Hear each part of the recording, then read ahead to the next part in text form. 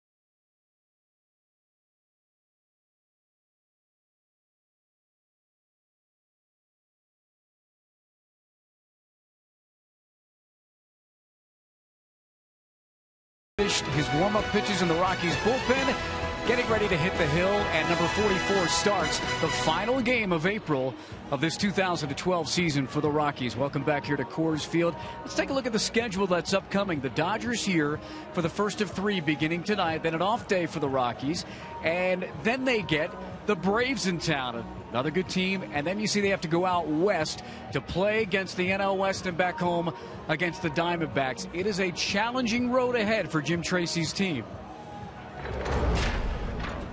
It's part of what 162 games are all about. And, you know, as I mentioned last night in the post game, you know, series beginning tonight with the Dodgers, the Atlanta Braves to follow, and then out to the West Coast with San Diego, LA, and San Francisco. It's what you want to do. You know, if you're going to be a good ball club, you know, you compete very well and you win games against teams like this. And as he's always said, you try to win series.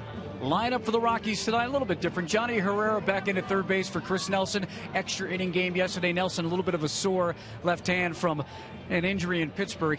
He should be available, obviously. And then Tyler Colvin's going to be in right field. Michael Kadire, just a day of rest. This is kind of scheduled in the way they do things. Rockies, Dodgers, first of three. Coming up here at 20th and Blake. Drew and George with the call. Baseball is next on Root Sports.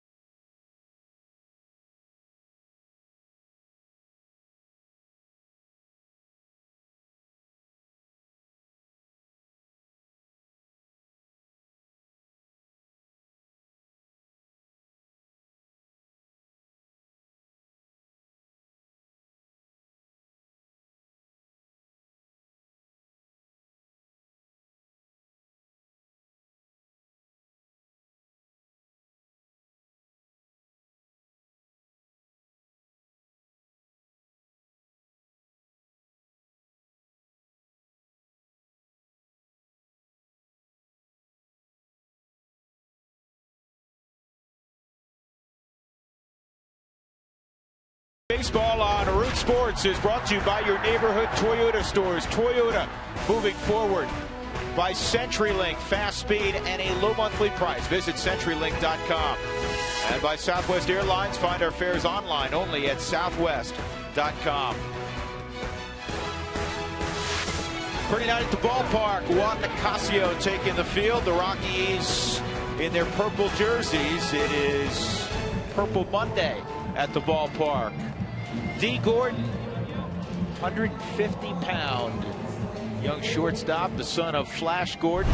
He'll lead things off for Don Mattingly, and here's the rest of the Southwest batting order for Mattingly.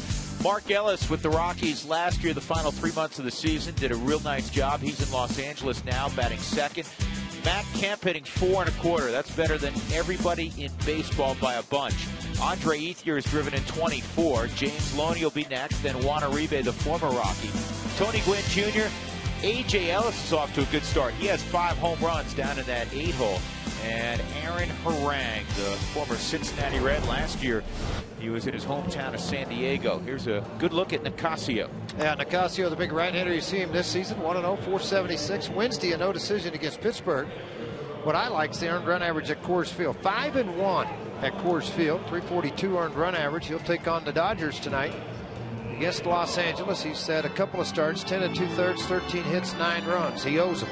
Time to get after it. So here we go. D. Gordon will step in.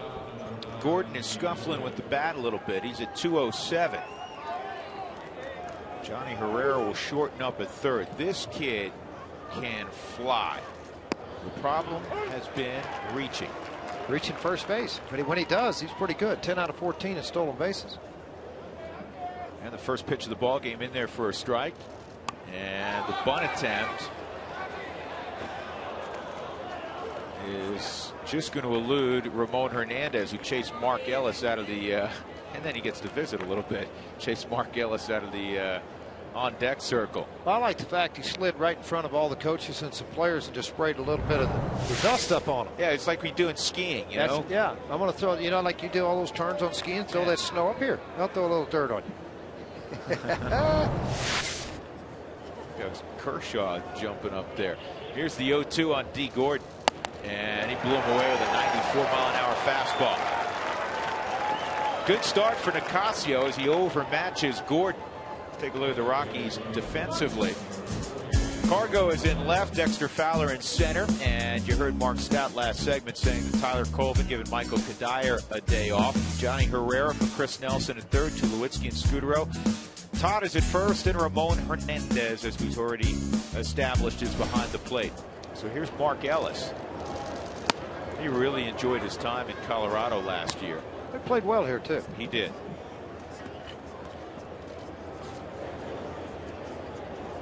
He's a prototype to hitting that 2 spot. Seems like a lot of second basemen, George, through the years kind of nestle into that 2 hole, don't they? Well, they're not power hitters. Typically. The guys can handle the bat. You know, there's not many Jeff Kents running around, you know, that can do what he did, or Joe Morgan, any of those type of players. So, you know, they run into the guys that can bunt when you need to advance guys. They can hit and run.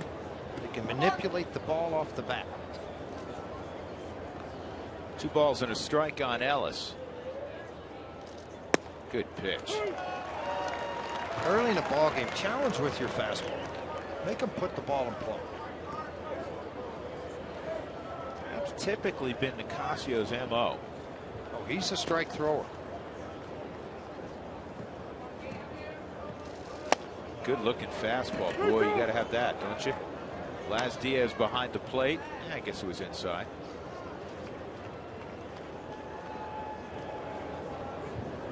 You kind of hope with that late run in sync that you might be able to get a swing and miss on that pitch. Mike Everett, Paul Schreiber, Tim Welke, the rest of the crew. Here's the 3-2 on the ground towards Scudero. Nice pickup. He spins and throws out Mark Ellis.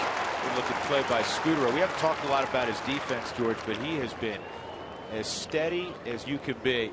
After a year ago playing primarily shortstop, they have pretty good second baseman in Boston. Well, they're pretty good confidence that he would be able to come over here and be able to handle the position at second base when they made the trade, and he's done that very efficiently. And here comes Matt Kemp, and this is where you want to see him with nobody on base. He's already at 11 home runs in April. Now you see the video of that ball going out to left field. It is the only home run he has hit to left field this year. The other 10 have been like that one, the walk-off, either to center or to right. Look out, he may have just hit another one to right. He did. He did. That's a home run. The first base umpire, Mike Everett, indicates right away a home run. That is what he has been doing. He's been driving the ball out of the ballpark away. He is on a phenomenal tear. 12 home runs and an average that is now above 425. And this ball, when it left the bat, you knew it was hit hard. All you could hope for is maybe off of that auxiliary scoreboard. Instead, it carries right to the rooftops and then shoots up into the stands. That's a good call, an accurate call by Mike Everett.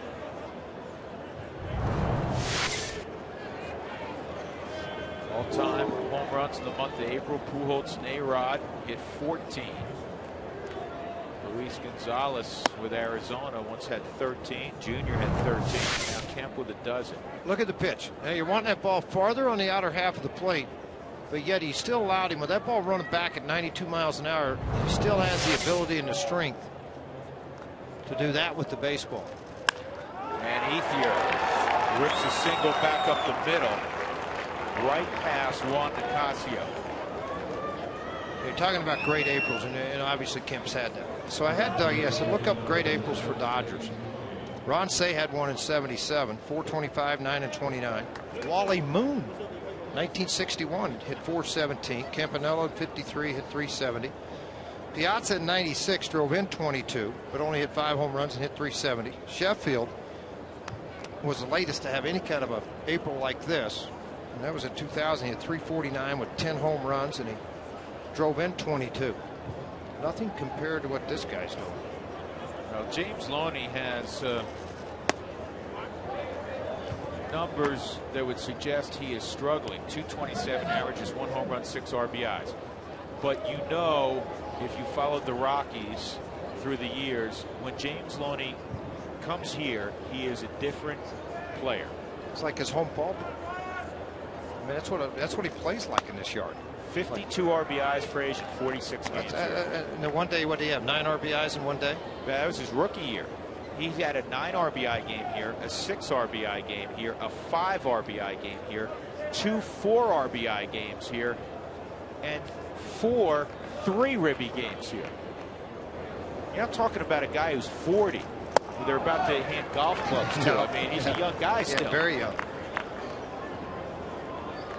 Very good first baseman.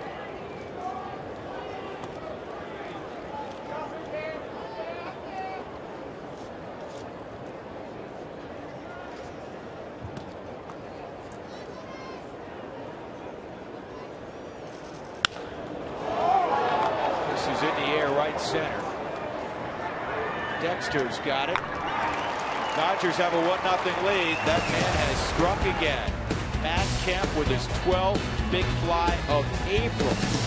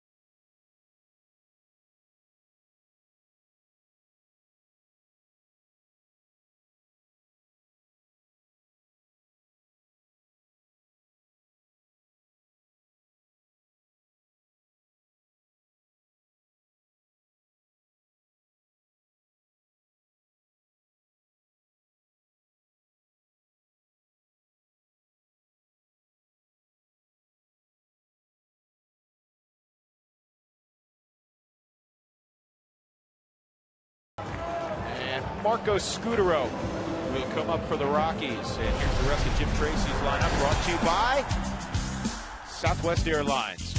Johnny Herrera with his dad in attendance, in from Venezuela. First time you see Johnny play in the big leagues, he's getting a start. Then Cargo, Troy Tulowitzki, Todd Helton, Ramon Hernandez, Tyler Colvin, Dexter Fowler, and Nicasio. First pitch is in there for a strike from 6'7" Aaron Harang. And this ball's well hit to left. Going back is Gwynn. He gets twisted around. And Marco's got to dig to get the second, and he will. A double for Scutaro. That reminds you of the swing last night, George, where we thought for a moment he may have tied the ball game up in the bottom of the 11th. The only difference here, it's early in the ball game, so the outfield's playing in instead of not allowing that double. That's what allowed him to catch the ball last night. You see it right here on your Mike Shaw Subaru Supermo shot of this ball hit out into left center, left field, and Gwynn actually got turned around twice trying to get to this baseball. I don't think he got a good read of the baseball off of the bat, and then it was a race between the baseball and Scudero. Scudero won. Uribe's way in on the grass, and the pitch is outside on Johnny Herrera. Last night, 2 outs, nobody on. Rockies down by a run in the bottom of the 11th, and Scudero nearly got it.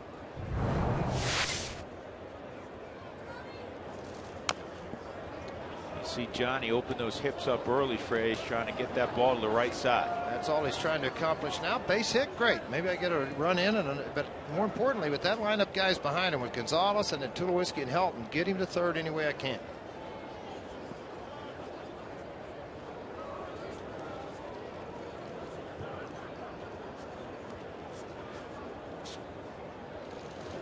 Outside.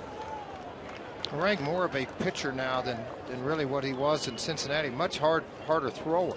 Now, he still throws the ball 90 to 92 miles an hour, but he'll pitch 88 to 91, try to sink it, cut it, mix in a variety of pitches, but he has a wealth of knowledge on the mound. Johnny pulls the baseball toward the hole, skips off Loney. Harang gets over, out at first, despite the diving attempt by Johnny Herrera. That was a good play by Harang to get over there just in time, and it's scored 3-4-1. When was the last time he scored a play that way? Yeah, it doesn't happen very often. Right off the glove, but a heads-up play by Mark Ellis and a very strong feed to Harang, who got over there very, very quickly. Right ahead of a diving. Ooh, that's closer than I thought it was. A lot closer.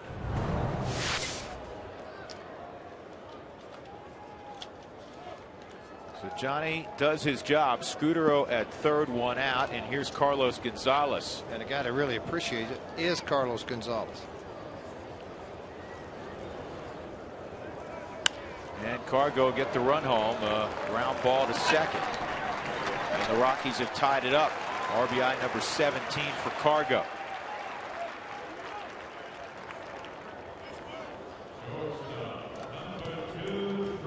Here comes Tulowitzki with 2 gone and nobody on. Defensively, it's Gwynn, Kemp, and Ethier in the outfield. Kemp owns a couple Gold Gloves. Ethier won a Gold Glove last year. Uribe and D. Gordon left side. The steady Mark Ellis and James Loney on the right side. A.J. Ellis doing a good job behind the plate. Well, those overall numbers for Harang, 11th in the major leagues, 99, 96, and 95 right now among active pitchers. So he's won some ball games at the big league level in a Cincinnati uniform. I thought he pitched well at times last year for the San Diego Padres. He went 14-7 for that ball club. Spent a little bit of time on the disabled list.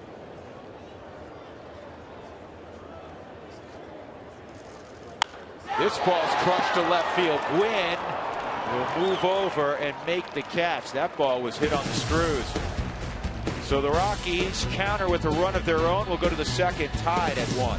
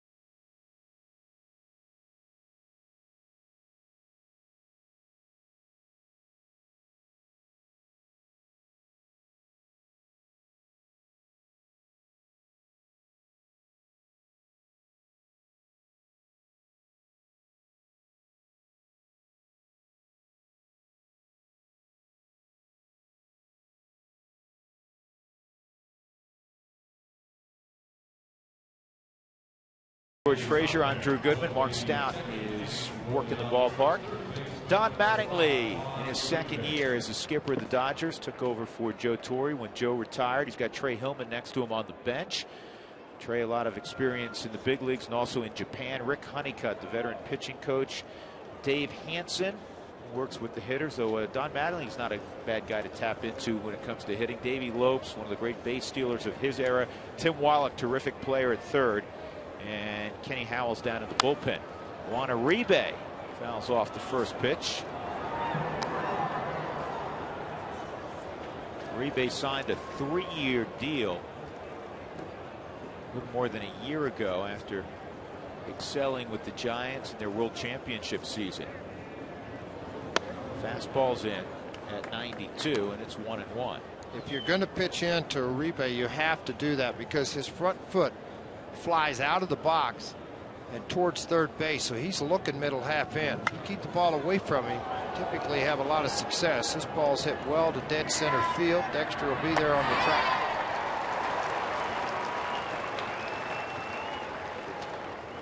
Tony Gwynn will be coming up. Juan Nicasio in his last outing got a no decision. George described it earlier. A lot of good things, though, George. Just one run in 6 2/3. Gives you the chance, the opportunity to win a baseball game. He worked deep into a game into the 7th inning. You'll see only 1 walk, 9 hits, and command of the slider. A very good pitch on the back foot for the strikeout.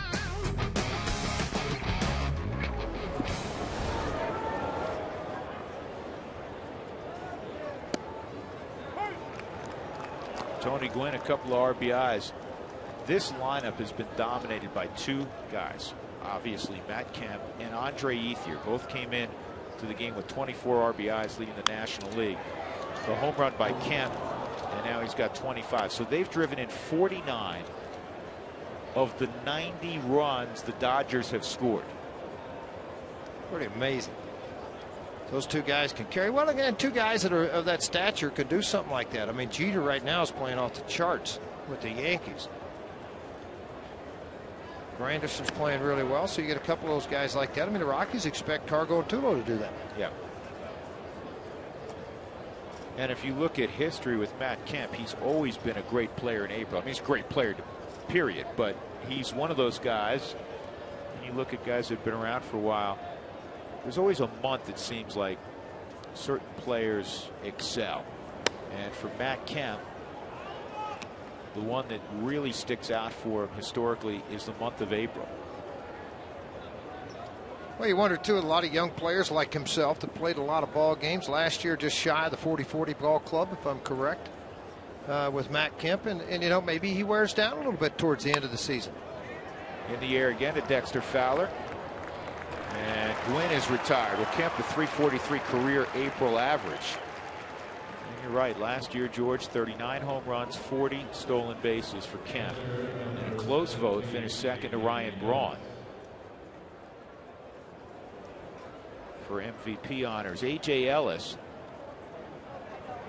Well, there was a typo in the notes today, and we had credited A.J. Ellis erroneously with 5 home runs early on. He has 1 home run, but he's swinging the bat well. He's batting .288. More than what they've gotten a lot of production out of that position for a while.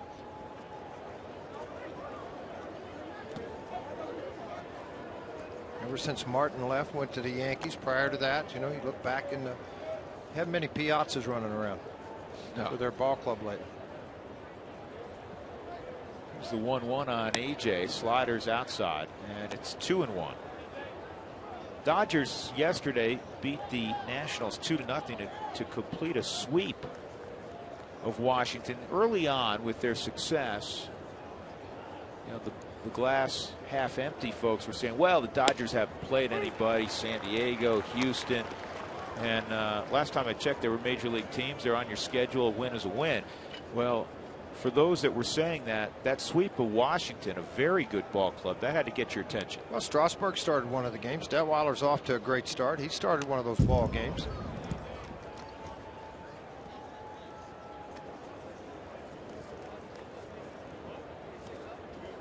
That kid will be on the hill on Wednesday. Clayton Kershaw, Drew Pomeranz Wednesday afternoon.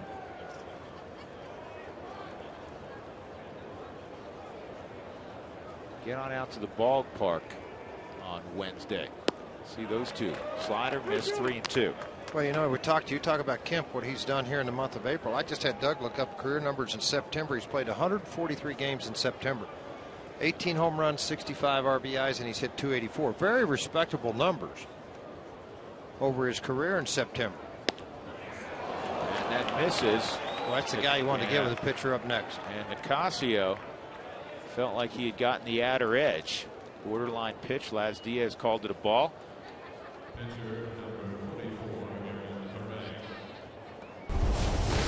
2 outs, Harang coming up. Here's a little more on the Dodgers. They're 16-6 records, their best since 1981.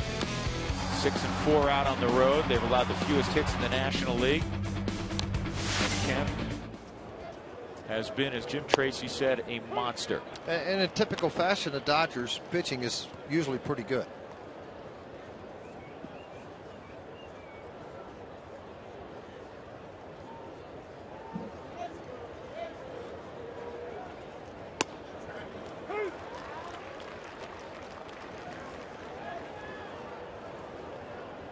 Two-strike count on Harang, product of San Diego State. Aaron, originally a 6th-round pick at Texas back in '95. Nicasio with his 2nd strikeout of the ball game. We'll go to the bottom of the 2nd, tied at 1.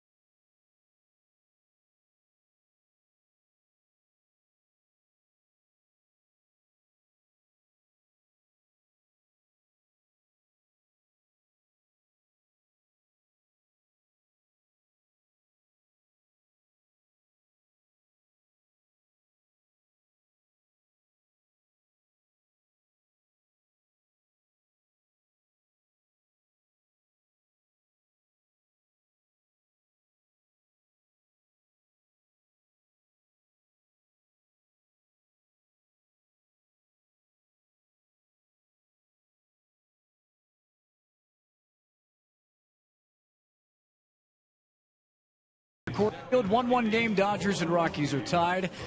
I was looking at Troy Tulowitzki's numbers from April. This is the end of the first month, and we've been talking about that. Last year he had 298, had 14 walks, and guys, this year he's at 270 walks. And I asked both Troy and Todd Helton if they thought that Troy was being pitched here because Helton's, you know, some of his power numbers have been up. They said no. It's just that so far Tulo is not hot. Drew, George, what do you think he's been pitched differently at all? Maybe tighter? Yeah, I do. I think so. I think guys are being a little more careful, doing a little bit different things. And, you know, I think Todd's taking advantage of where he is in the lineup. I think those guys are too. And again, this lineup's going to score runs. Everybody believes that. I mean, I listened today to a lot of conversation, and then I've read the newspapers today, and they're talking about facing the 2 left-handers and how the right-handed side of the lineup's got to get stronger, produce more. And that came from Carlos Gonzalez. I think Todd Helton put it pretty well when he said, you know what, we'll be fine. We'll show up tomorrow and play baseball against the Dodgers. Outside, and it is a 2-0 count on Helton. Todd, surprisingly, is just 4 for 20 against Harang. Now, Harang's a very good pitcher, but Todd's not 4 for 20 against many guys. And this ball is going to stay in flight long enough for Matt Kemp to get there. Well, Todd Helton admittedly is not a good pinch hitter. 7 for 57 in his career off the bench until that granny. Off the facade of the second deck. And the rare curtain call. Yeah, you don't see many of those at Coors Field.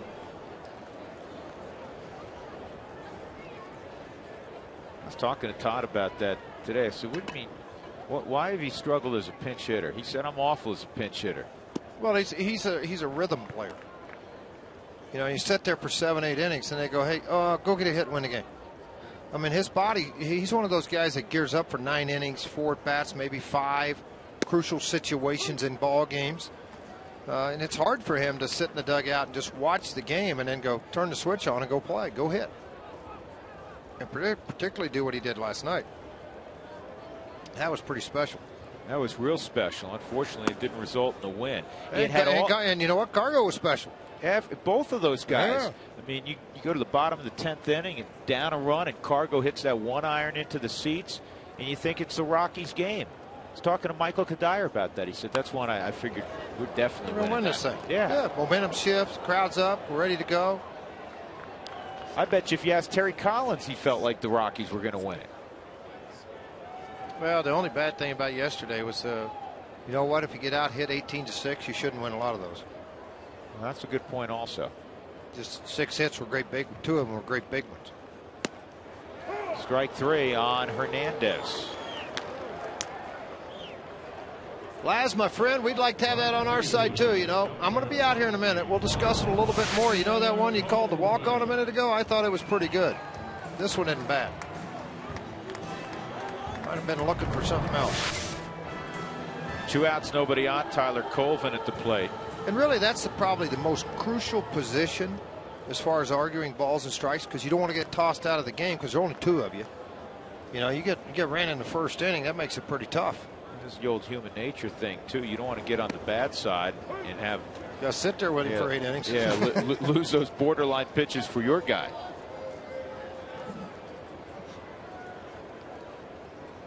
I remember one time in Chicago, Jody Davis got in an argument with home plate umpire, and then walks out at the beginning of the next inning. He goes, well, I guess Christmas cards are out of the question now. And the umpire and him both started laughing and finished the game out. It worked out well. Put a little humor into the anger, and sometimes it cools down situations rather quickly.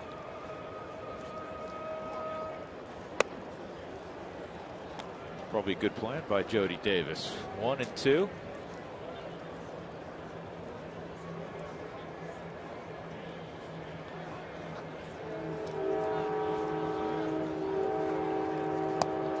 And Harang strikes out Hernandez and Colvin in a 1-2-3 second inning. Tied at 1 as we go to the 3rd.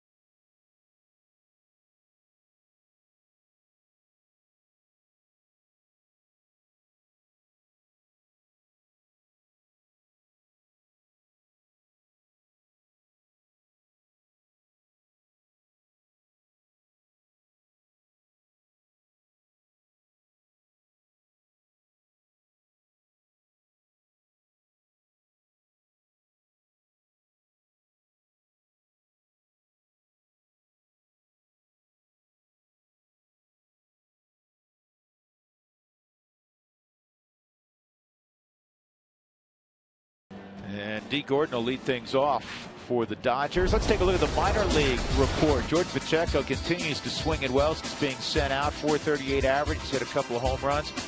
Nolan Arenado was hit on the hand last night, just day-to-day, nothing serious from what we understand. He's hitting .313. He's got a home run at 13 driven in for the Drillers, who are off to a tremendous start. Well, they have a it's a record-setting start for them. They're 18 wins today. They won in the bottom of the 9th inning. They had 2 hits till the 9th, and Zawanich hit a 3-run home run in the bottom of the 9th to help them win today's ball game 3-2.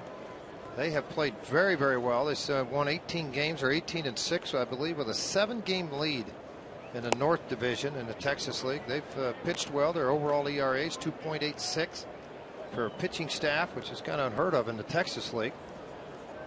Asheville's starting to play better, but Desto is starting to play better. And right now, the Sky Sox, and that's usually the team, Drew, that suffers the most with people changing, you know, with the injuries up here, and you got to take players away from Stu Cole and his staff down there. That they're in second place, a game out, playing very good baseball. 3-0 on Gordon, and that's in there for a strike. Any advice that Don Mattingly would give Gordon: be more selective. You know, you went at a high pitch, you went at a low pitch. Get a strike you can hit. Free swinging an awful lot, then you take a gut shot. Good pitch for Negasio at 93. He just blew the ball by him in his last at bat.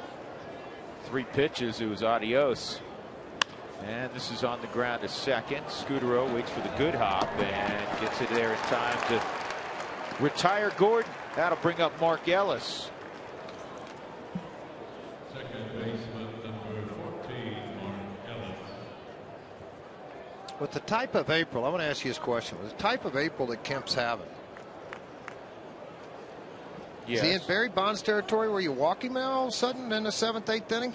In a tight game? You know, Trace was asked that before the ball game, and I don't know if it's quite there yet, but if you're talking about late, George, you'll do some unconventional things right now. You got to. Here's the hottest guy in baseball. Yeah, and here's the other thing.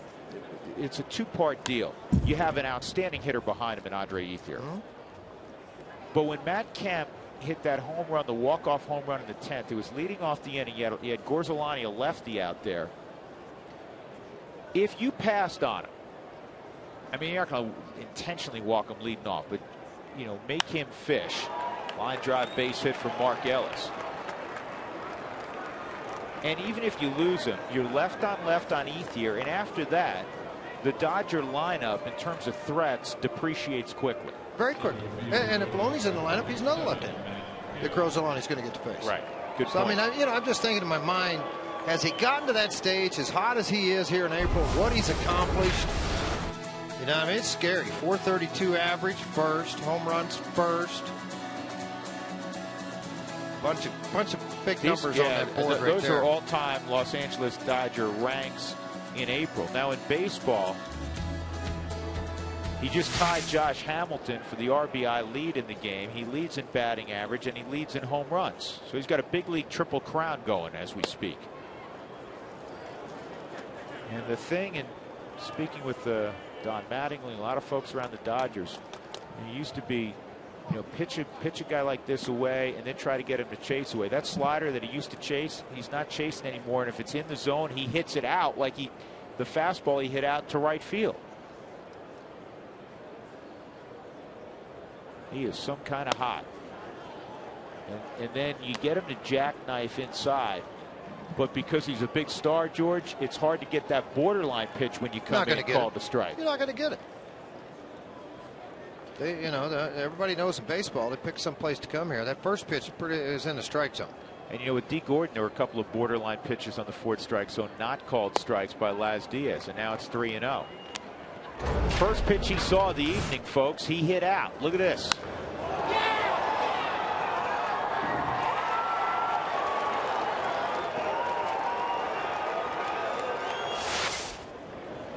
And even now, you can't feed him you know, just to get it over 3-0 fastball. He might go slider here. He might hit it a country mile. He went fastball below the knees. So a 4-pitch walk that pushes Ellis to second, and it brings up another guy that is really hit well with runners in scoring position, the dangerous Andre Ethier. Let's go down and check in with Mark Stout. Mark? You know what, Drew? This sets up our AT&T trivia question. Great. Matt Kemp is at 432 here in the month of April. Think about it and name the Rocky that had an even better April average-wise than Matt Kemp is this year back in the day. We'll get you that answer coming up.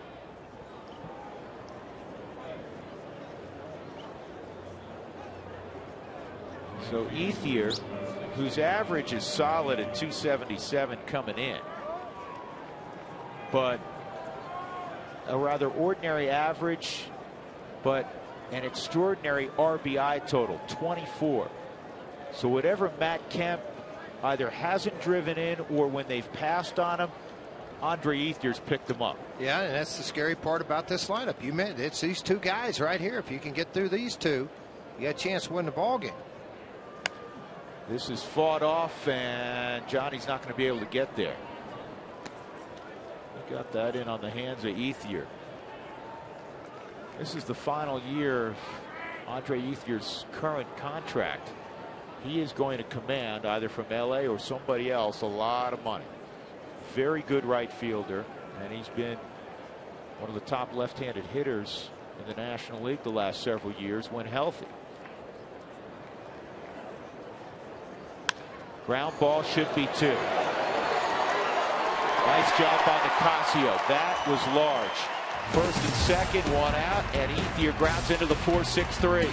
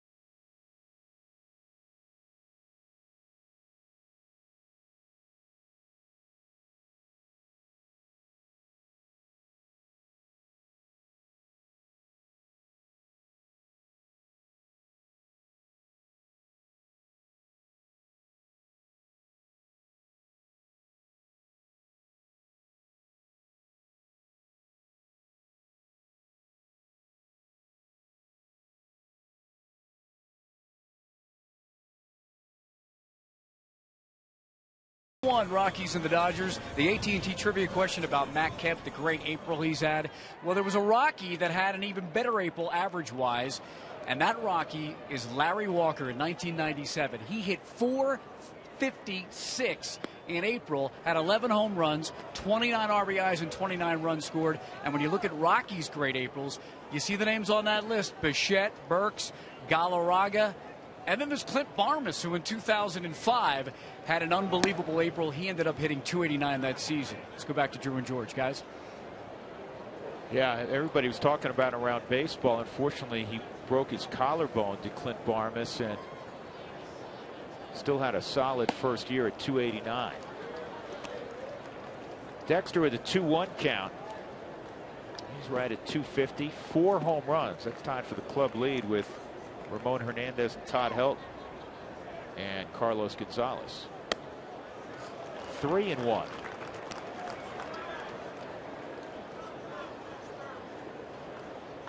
It's hard to throw the ball too high to Dexter, who's almost 6'6". Very difficult.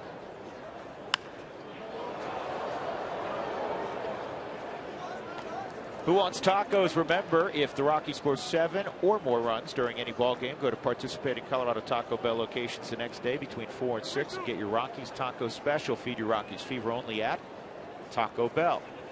3-2 on Fowler.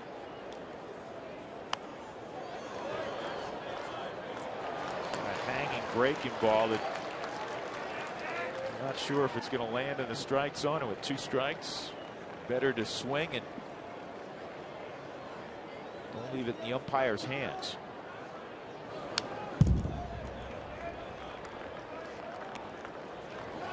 All of Dex's home runs have been here at Coors Field. Jay Bruce is on some kind of home run tear. He's hit a home run in 4 straight.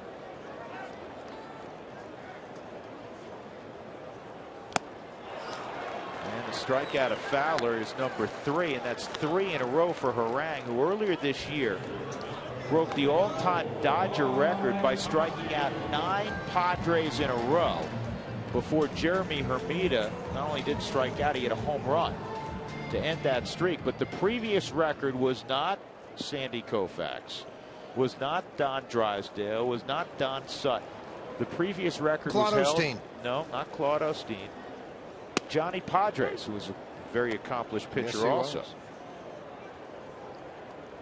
Johnny Padres back in '62. 0-1 on Nicasio. We'll get discounts and scoreboard recognition when you bring your group of 25 or more to Coors Field. Make that phone call. 303 Rockies. Get your group together and head out to the ballpark.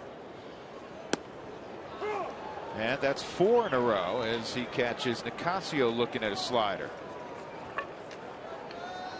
Coming up in the 6th inning, Toyota Talk, comments, questions, anything you like to Toyota Talk. And the way you get involved is text Toyota to 720-720. You'll also learn how to win a $500 gas card. Marco Scutaro doubled to deep left center field his first time up. Got moved to third on a ground ball to the right side by Johnny Herrera, and Cargo brought him home with a ground out. His fastball set right at 90-91 miles an hour tonight. But he's really shown a very good slider slash curveball. A little slurve action at times. There it was again. That's going to be a little soft fly ball to left field. D. Gordon going out, and he'll get it. That's 8 in a row, actually 9 in a row now, retired by Harang.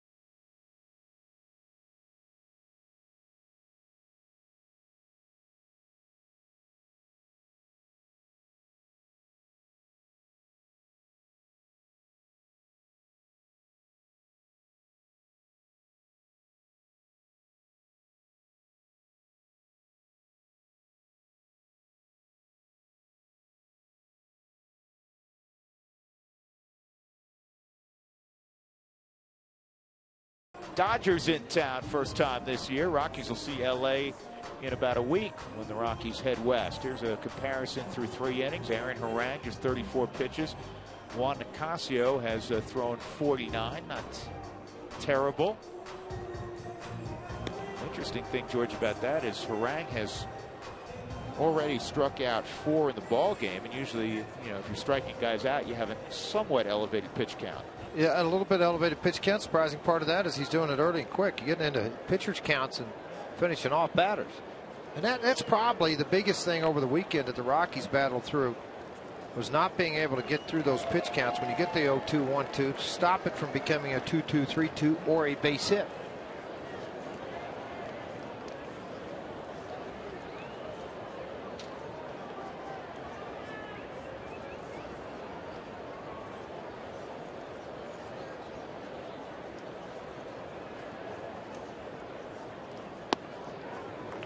That's down low on Loney, 1-0.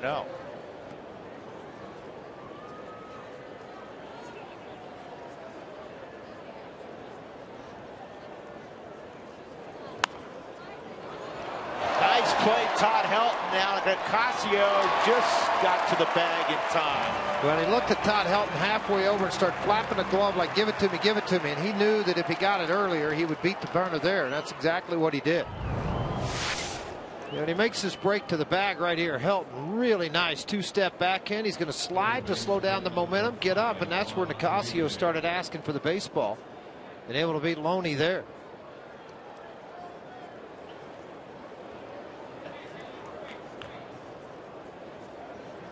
Same asking for that flap like that. Going ahead and get to the baseball, get to the bag. Outside ball one on Uribe. Great play by Todd.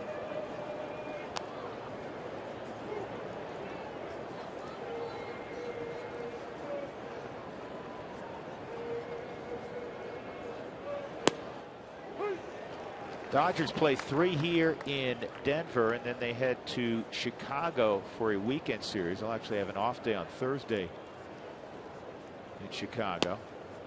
That's a strike as well, 1-2.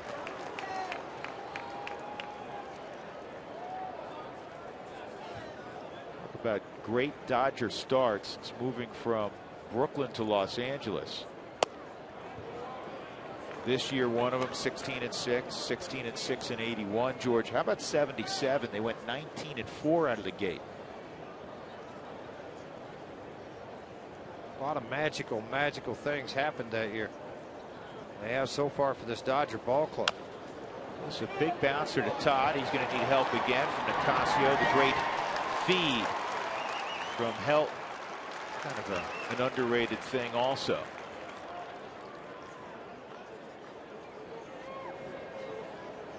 Good lead by Todd to Nicasio. You want to get it to that pitcher, George, right? So you have the opportunity to find where the bag is also. Well, as you get to the bag, you really shorten up your steps, get choppy, so you can get there unless you're in a foot race and you have to keep the stride going. Yep, Don Mattingly was a teammate of mine for 3 years. He's a pretty good first baseman. On top of being a great hitter and a great teammate, he was a really good first baseman. Yeah, he could hit a little bit. Tony Gwynn takes a strike. Visiting with Don today and said that this afternoon he went and worked out a little bit and then shot some hoops. The Indiana boy coming out in him, huh? Pretty good player. His son was really a good player. Preston, who was drafted #1 baseball wise, recently released after about 5 years with the New York Yankees, wants to go to work in scouting and then on into the front office. He was a heck of a basketball player. So much so that he still has some offers out there, Don. He said to go back to college and play basketball. See, I think that'd be tough after 5 or 6 years. To go back and get, I mean, one thing to go back and get your education, the other go back and try to play another sport and get your legs and body in basketball shape.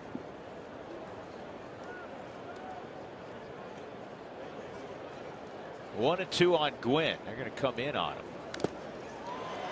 And he just got a piece of that slide. That's good looking pattern there, George, on the 4 strikes. So nothing's in the middle of the plate and everything's down. Yeah, but and here's the thing. He goes 3 times away, then he goes down and in under the hands. It wasn't a fastball, it was a hard slider. What you don't want to do is get into patterns. In, out, or out, out, out. Big league hitters will take advantage of that.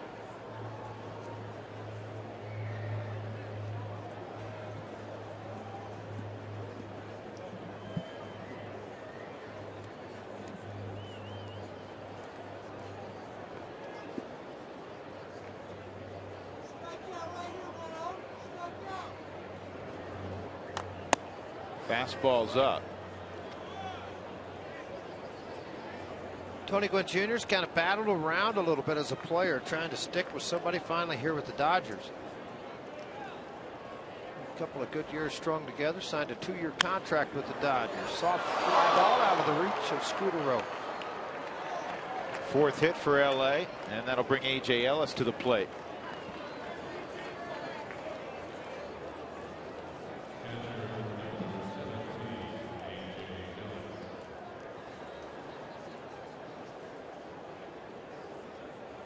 So you don't let down mentally as a pitcher. With 2 outs and the 8-hole hitter up, do the best you can to get this out. Start your next inning with not a very accomplished hitter in Harang.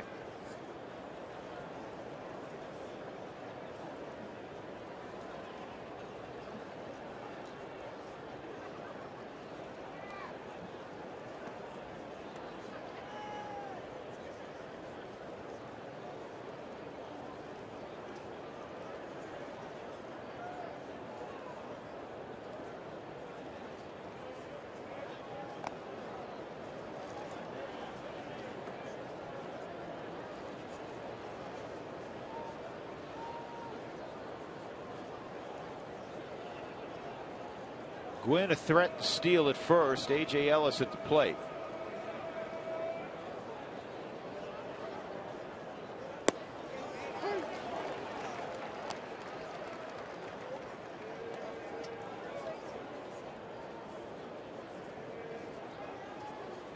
Tony last year a career high 22 bags. He got as good a tutor of stealing bases as there is in the game with their first base coach, Davey Lopes. Great tutor is fact stealing bases, but a great teacher at learning to read pitchers.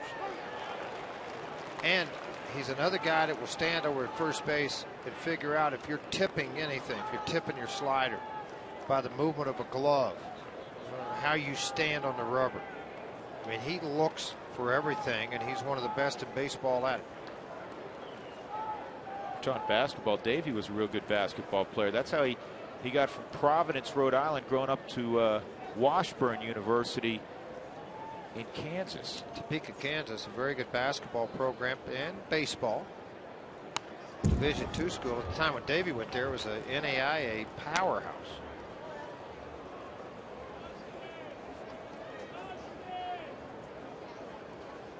Yeah, Jerry Schimmel next door in the radio booth. Jerry went to Washburn as well. Played a conference, the MIAA. Pittsburgh State, Emporia State, Northeast Missouri. It's a good athletic conference. Pittsburgh State for a while, George, was a huge power in football there. He takes off, line drive, right center field, and Colvin will cut it off. Gwynn will stop at third on A.J. Ellis's single. Well, I have to continue your talk here just for a second because our games will be televised tomorrow afternoon in Pittsburgh, Kansas. They were national champions this year at the Division II level in football. Football. Yep.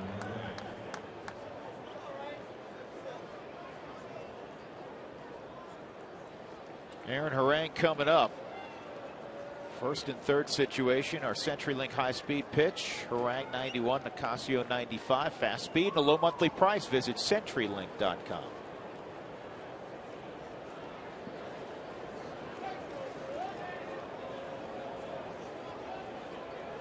Harang struck out in the second inning. 1-1.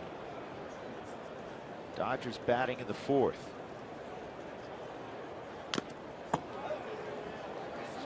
Got the feel, George, of a game at Dodger Stadium. Low scoring.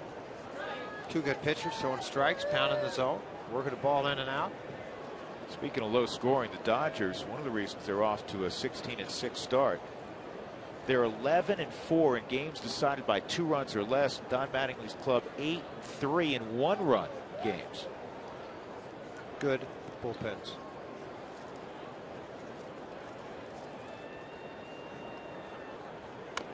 It's one of Jim Tracy's favorite little sayings he has down there in the dugout. He said, you win a baseball game with great friends and good bullpens. And he's right. Without a good bullpen, you're going to struggle.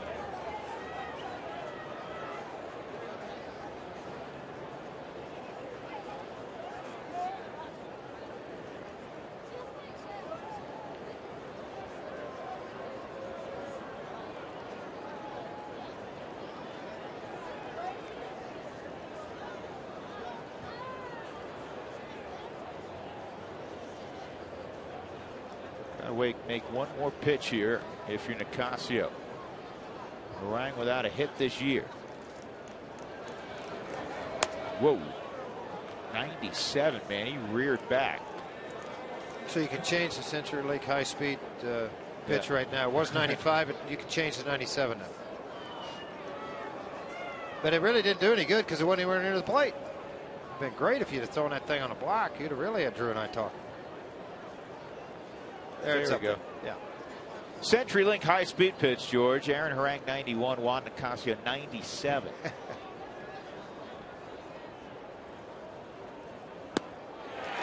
And a 95-mile-an-hour heater strikes out Harang. So back-to-back two-out singles by Gwynn and A.J. Ellis do not hurt. It'll be Herrera, Cargo, and Tulo.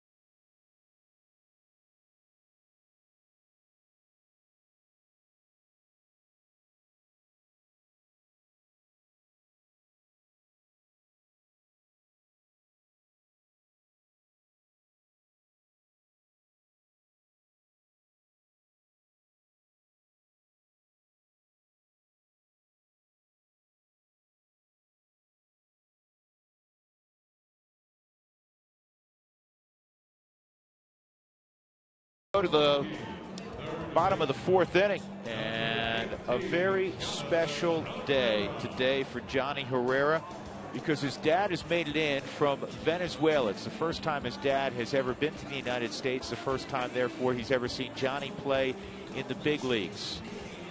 And he was in the dugout before the game in the clubhouse sitting with Johnny. What a special, special moment. Johnny, as we talked about it yesterday, makes his offseason home now in Denver with his wife and children.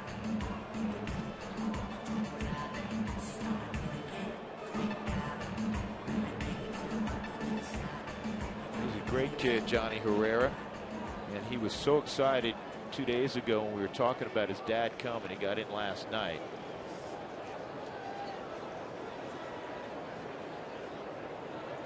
Really a neat story.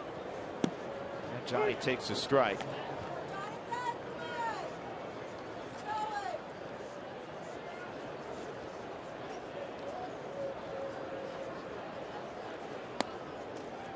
One ball, one strike. Cargo on deck. 2, 3, and 4 for the Rockies. Second look at Aaron Harang.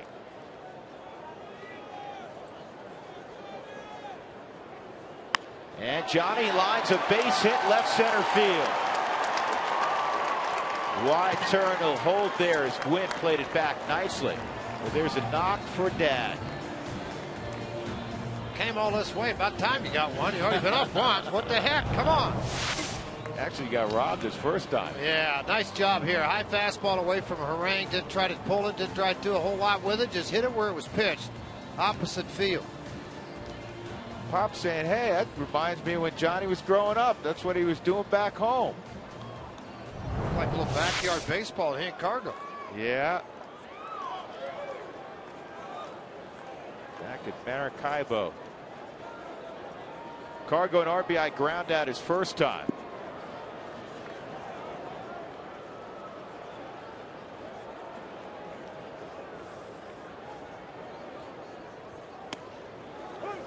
Off-speed pitch in there for a strike. Carlos 4 for 9 lifetime with a home run against Aaron Harang. He didn't win it, but he was a strong candidate for Player of the Week last week in the National League. Cargo hit .391 last week with 4 home runs.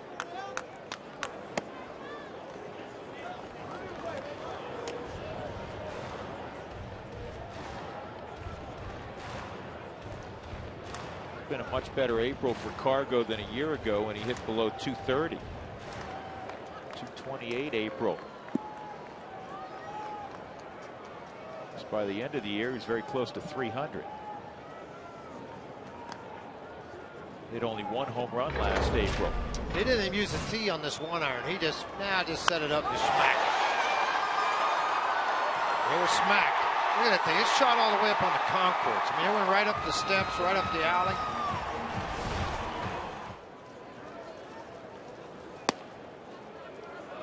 Two and one. Yeah, 1 year ago, that's what we're talking about. 216 average, a home run, 14 RBIs. He obviously got a couple of hits in that final game in April last year to move his average to 228. 288 entering the ball game today. 4 home runs, now 17 RBIs. 2-1. Held up, 3-1. This ball, George, last night, I mean, you cannot, it's physically impossible to hit it harder. Yeah, you know, that's that old saying, it's out of here in the New York minute. That was like a New York second. I bet you from the time it left the bat till it hit that cement and it's headed up that runway, I bet it wasn't 2 seconds. Put a timer on. He's crazy talented.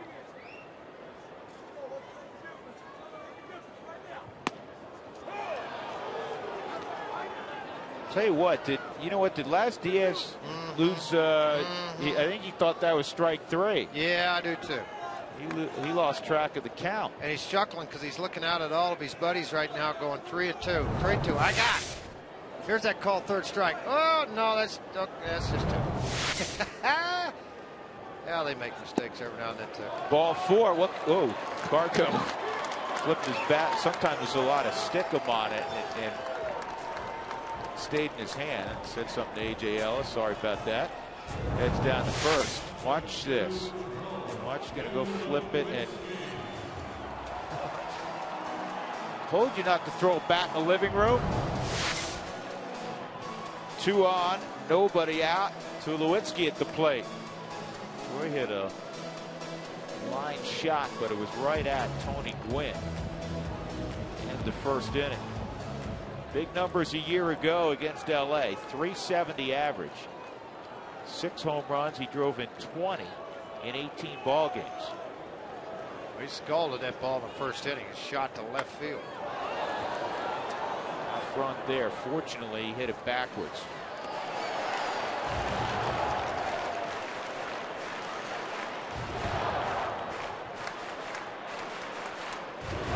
Well, Harang kind of like Nicasio. You know, you get into the middle of this lineup, he gives up some base hits. You're going to have some walks. You got to pitch guys carefully. Kind of what Nicasio is going through with the middle of their lineup, starting with Mark Ellis.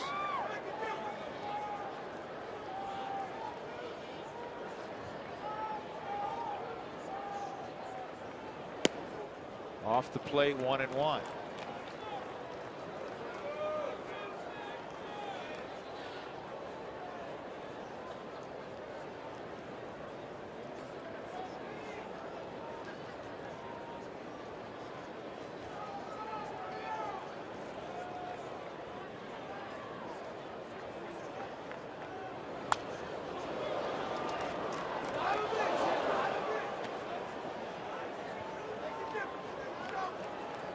Ball and 2 strikes on Troy. Rockies with a chance to take the lead in a 1-1 game.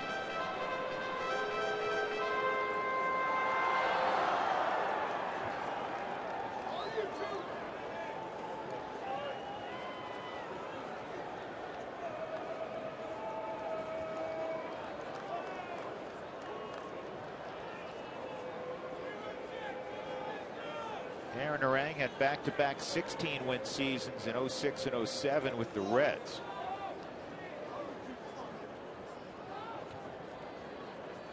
1-2 line drive, fair ball, left field corner.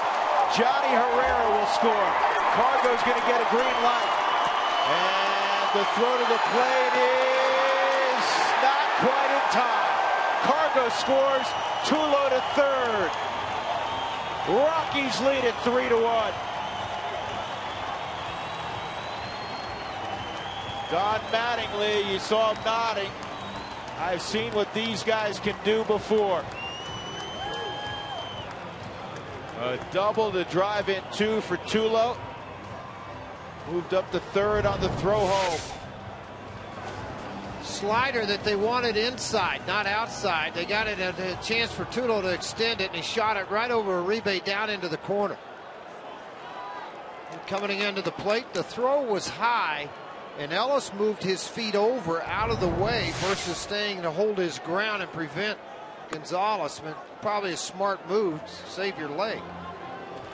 The throw's lower, probably closer play. And a very good relay from D. Gordon to the plate. Now Helton's going to hit with the infield halfway. 2-0. Good call by Laz Diaz, though. He was on top of it. Oh, yeah, he sure was. Now, as a shortstop, you've got to get out. You're taking the longer throw. Uribe will take the back throw. You're going to see D. Gordon, and the throw was low coming from Gwen. So he had to go down, get it, come up, and then make that strong throw, and it was strong. Staying away from Helton, it's 3-0. You have Hernandez on deck. Nobody out, and the Rockies fourth. And Todd hits one back up the middle on a 3-0 pitch, and Gordon gets it. And that's a big out from Harang's perspective.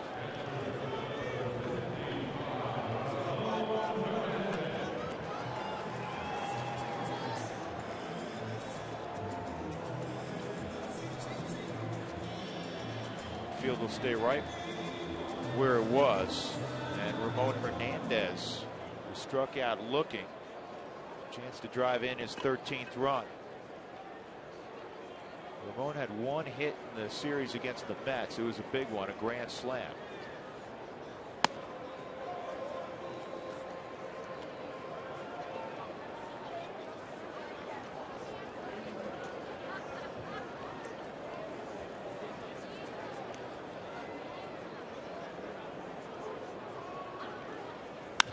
This will get the run home. Maybe more. Kemp near the wall, leaps, and he makes the catch. Tulo come home. He did save a run. Sac fly of 415 feet. And if it was 416, it'd be 5-1. What is Kemp doing, by the way, George? Well, he's doing a lot of great things. I don't know. It looked like this ball would have got out of the park. Let's see when he gets back. I think it would have hit right at the top of the fence. Yeah, see, maybe, I don't know. That's pretty close right here. He'll give you a good look at it on the Mike Shaw Subaru Supermo camera right here. See, a little bit below that yellow stripe. Either way, he's got a double.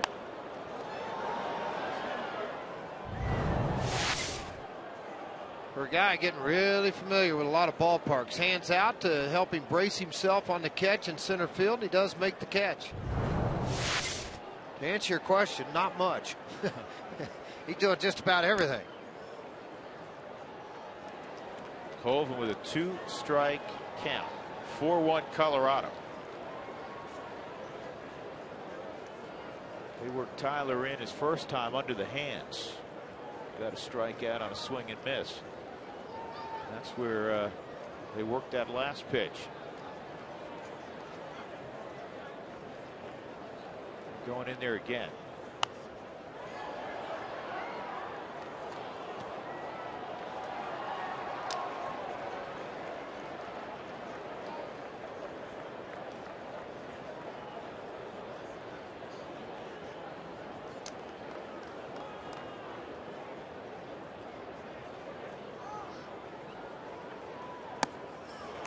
Swings through a hanging breaking ball. Good inning for the Rockies. Johnny Herrera started with a single for Dad. Cargo walked. Tulo a 2-run double. 2 strikes. 4-1 Rockies.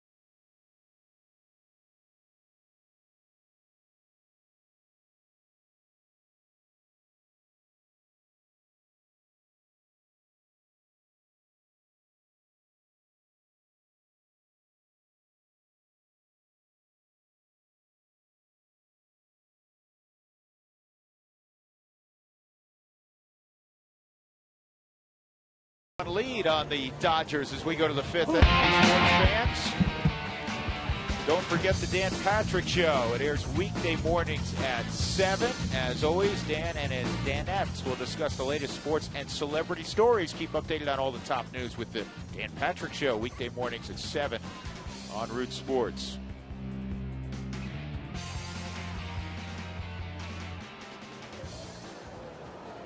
So you can go to the ballpark. Get a little jungle gym also in down the left field line.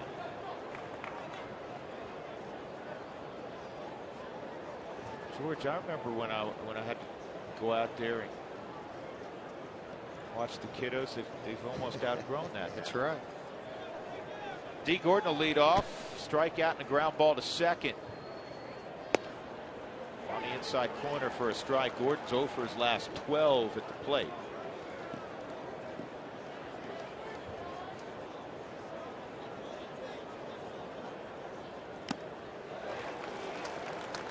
I asked Steve Lyons, who does some of the broadcasts, former big leaguer for the Dodgers now. He's a broadcaster for the Dodgers. Asked him if Gordon was getting the bat knocked out of his hand. And he said, no, he's just, he's struggling to get hits, but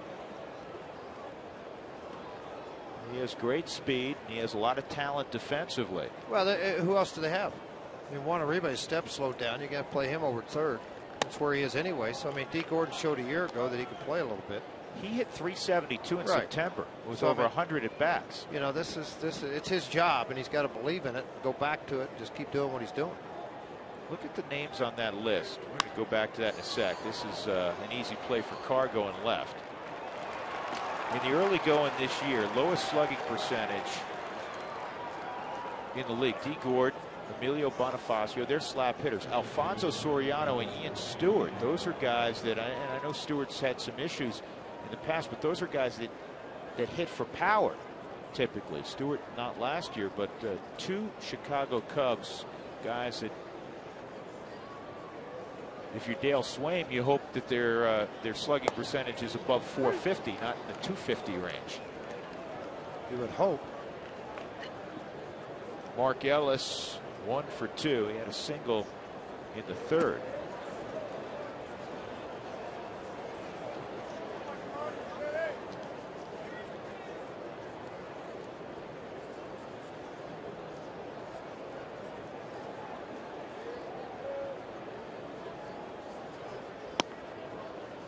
One's been tearing up lefties to the tune of 370, hitting just a .174 right on right. 2-1 is the count. Juan Nicasio working with a 4-1 lead here in the 5th.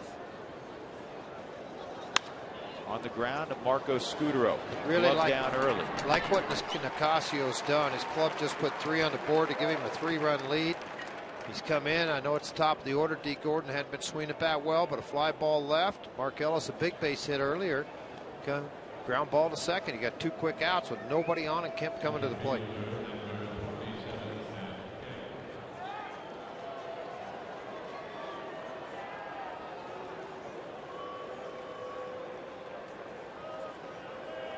So Kemp, the bomb to right, and then a walk. 4 for 7 with 2 home runs and a triple, lifetime against Nicasio. Slider on the outer edge.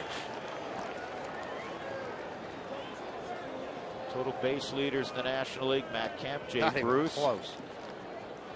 And Matt's, it's not even close. 25 bag lead. That pitch, you can hear some cat calls from the stand. Some umpires wanting that pitch, but it was in. Supervisor Steve Palermo is here in an audience watching these umpires work this series. He is an umpire supervisor, grades, weights, and watches. Change up. Just see how these umpires, not only balls and strike calls, but out calls. Were you in the right position to make the call?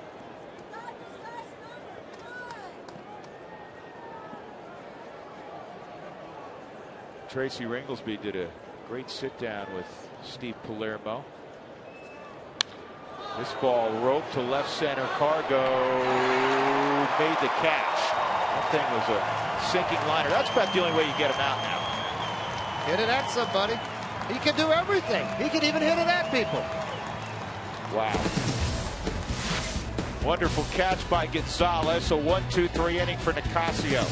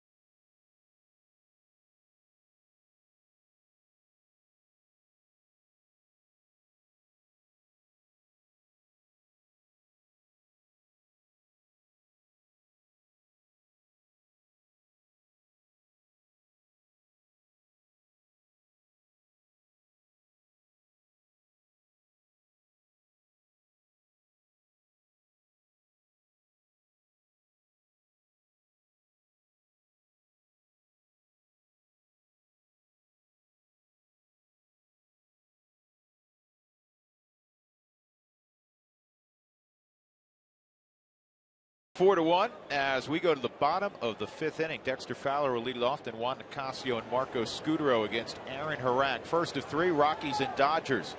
Dexter struck out swinging his first time on a 3-2 pitch.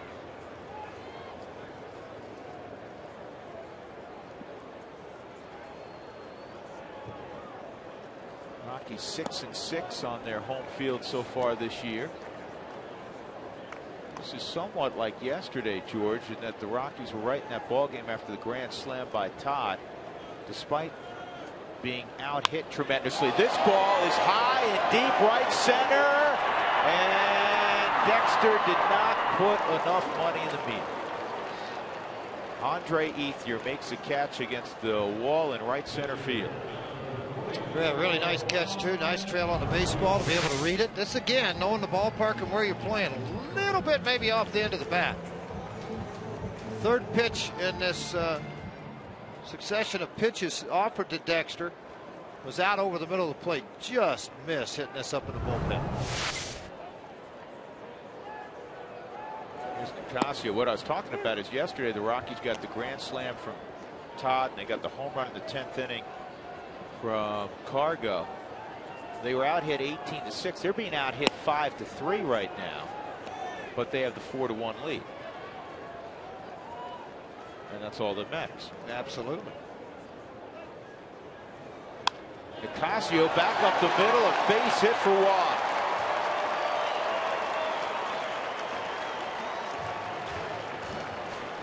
That's just called not trying to do a whole lot with the bat or the ball, just trying to take it right back up the middle.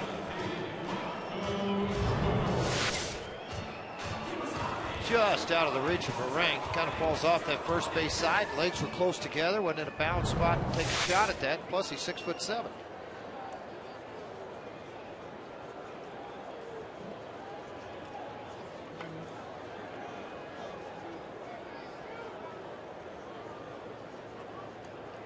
Marco Scudero a double and a pop to short.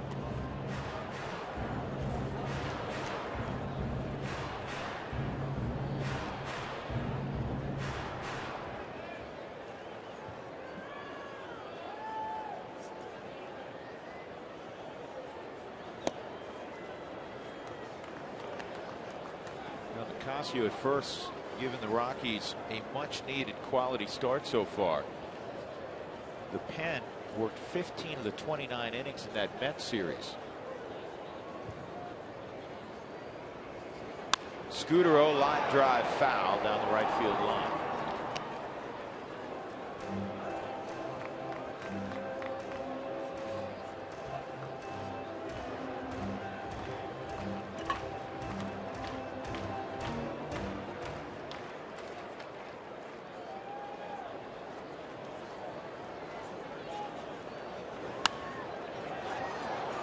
Ethier, long run, and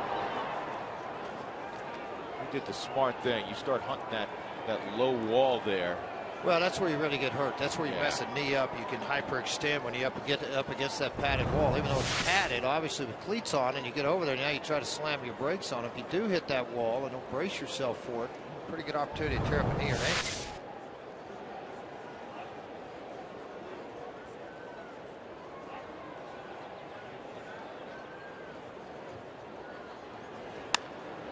This one will be an easier play for Ethier. That's the second out in the 5th inning, and Johnny Herrera will come up.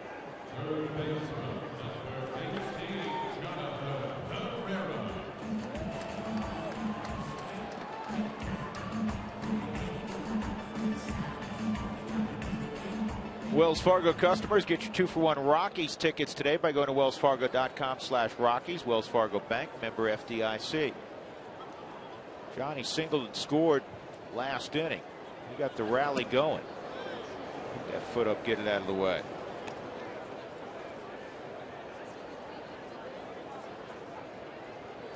Such a valuable commodity.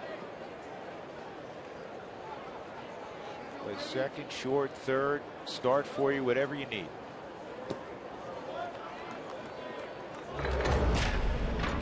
And this was the base hit with Dad looking on. Getting in from Venezuela, first time in the United States, first time naturally to see Johnny play in the big leagues.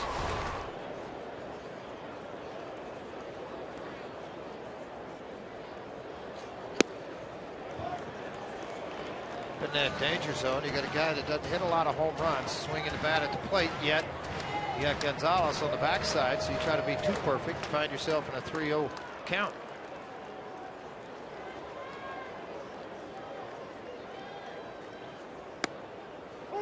Called a strike, 3-1.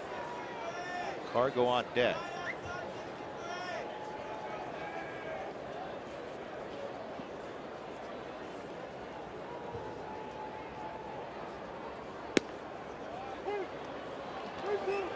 Three and two.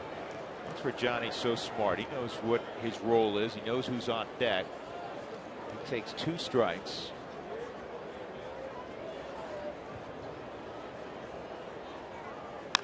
And a bouncing ball to second. Mark Ellis has it, and that puts down the inning. We move on to the 6th. The Rockies 4 and the Dodgers 1.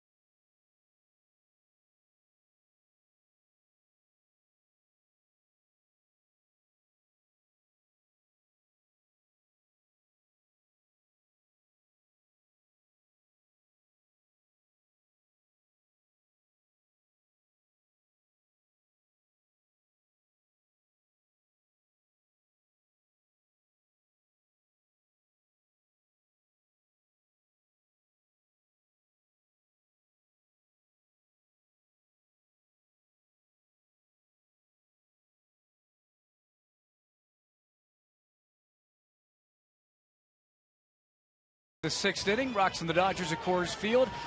Update on Jorge De La Rosa. He's starting his rehab assignment Wednesday night in Modesto. He'll pitch for the Nuts against the Visalia Rawhide. It was last May, the end of May, when he went out with that injury, had the Tommy John surgery. Drew George, he's progressing, and we may see him sooner rather than later here at Coors Field. Fingers crossed, correct? Well, he's right on schedule, and that's terrific news coming off a very good outing. So as you mentioned, he'll go to Modesto next, and talking about early May right now. So to see him in early June is not out of the question. Well, here's the one thing you guard against on guys with Tommy John, and it's a big thing to guard against. You know, it's one thing to be an extended pitching in a 10 o'clock game in the morning with no crowd other than a couple of moms and dads and girlfriends and wives and kids. And, you know, you're pitching against really low Class A guys, or you're pitching against a bunch of young kids that weren't good enough to make a team. So now all of a sudden you get to Modesto and you got, you know, they'll pack it for De La Rosa coming out there to start. So you end up with 5,000-6,000 people in the stands. You've got some young guys that can really swing the bats against you. So that adrenaline gets a little hotter.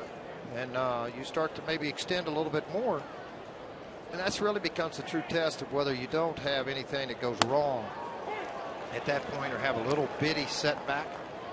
And I think the other day Jim and I were having a long conversation about it, and that's the one thing Frank Jobe always guarded against, was the fact that, you know, once that guy kicks it into another gear, there's that chance of injury. 0-1 on Andre Ethier. Fly ball down the left field line. Cargo was way over in left center field, and it won't matter unless he can run through the seats, which I haven't seen done in a while. And it's hard to do if you have spikes on, because well, everybody gets angry. Yeah, people get angry. There's beer and soda in the way. It's our Toyota Talk inning. Ball game rapidly moving. So everybody in the truck's going to get me mad at me, because whenever you say that, it instantly means 4 hours. Exactly right. 4 hour ball game. The game just turned into a longer tilt tonight. Is today Cowboys' birthday? Somebody else's birthday. You know what? I just saw it up on the board. I did too. It was on the big screen up there. Who was that? Seen her. Familiar girl. Swung on and missed. Strike 3. Lexi O'Dowd. Happy 18th birthday. Time flies when you're having all kinds of fun. Cowboy's a lot older than Lexi is. I didn't know today was his birthday. We'll have to go to Sam's and have dinner tonight. He was very chipper today. Yes, he was. Happy birthday, Cowboy.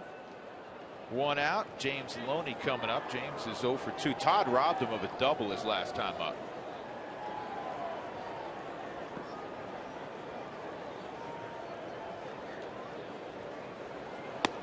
Sliders in there for a strike. You know, with all the base hits tonight and everything that's gone on, Nicasio has done a great job after the home run in the first inning. He's put up 4 zeros, trying to put up 5 with an out here in the 6th. Should we be surprised? The fastball's still 95 miles an hour. Well, his command of his fastball is what sets everything else up.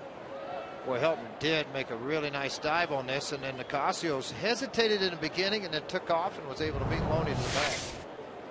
89 pitches in this game right now, so pretty efficient with his pitches also. The reason I said should we be surprised, he's 5-1 lifetime at Coors Field. This is just his 18th career start. 342 earned run average to go along with that, and that's gone down with his start here tonight.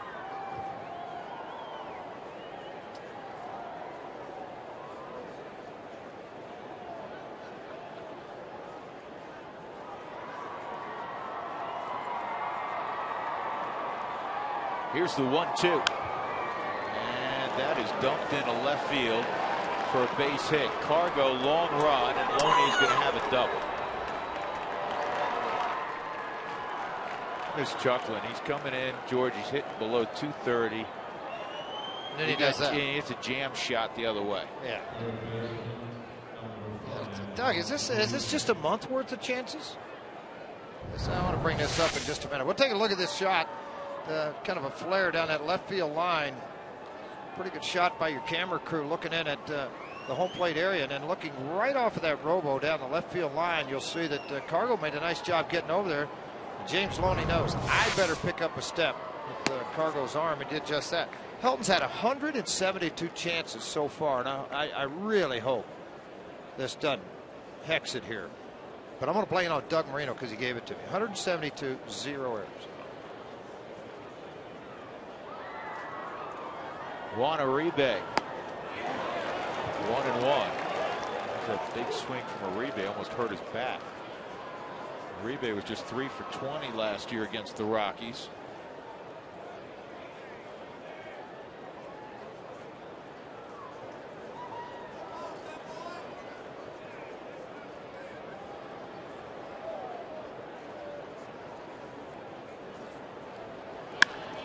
That's a base hit to center field. Dexter up with the baseball and a green light for Loney. He thought he wasn't going to get it. Todd cut it off. And that call had to have come from Ramon Hernandez. Loney around third started to slow down. Tim Wallach was waving him home. It's 4-2. For Uribe, just his 7th RBI. Well, let's take a look at this pitch location. All right, we're going to freeze this thing outside. Now, you watch what he does with his front foot and his hips, because everything's going to clear to the outside for him. And when that happens, it allows him to get to the inside part and really get on this baseball. See how he clears that inside out, gets his hands inside the baseball, and it just turns on it. Has always been a good fastball inside, even up or down, hitter, Juan Uribe, and he gets a base hit here to knock in James Loney.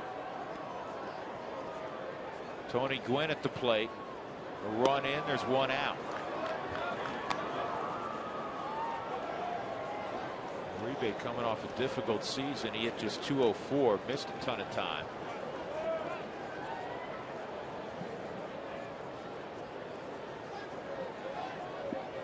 Last year in late July, he had an abdominal strain, and that shut him down for the rest of the year.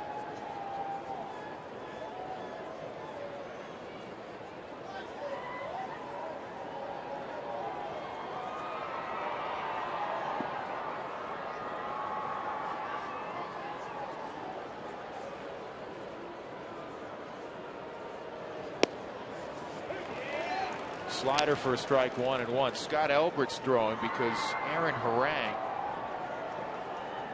is due up after A.J. Ellis.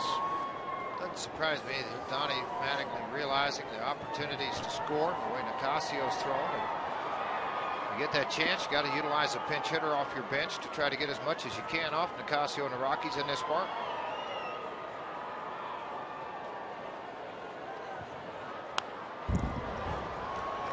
1-2 on Gwynn. Harang's only thrown 74 pitches in this ballgame.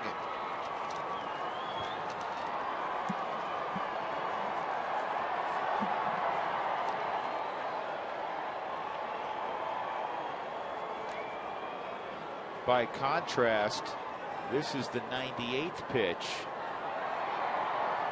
for Juan Nicasio. Working here with 1 out in the 6th inning. Trying to get the slider on the back door.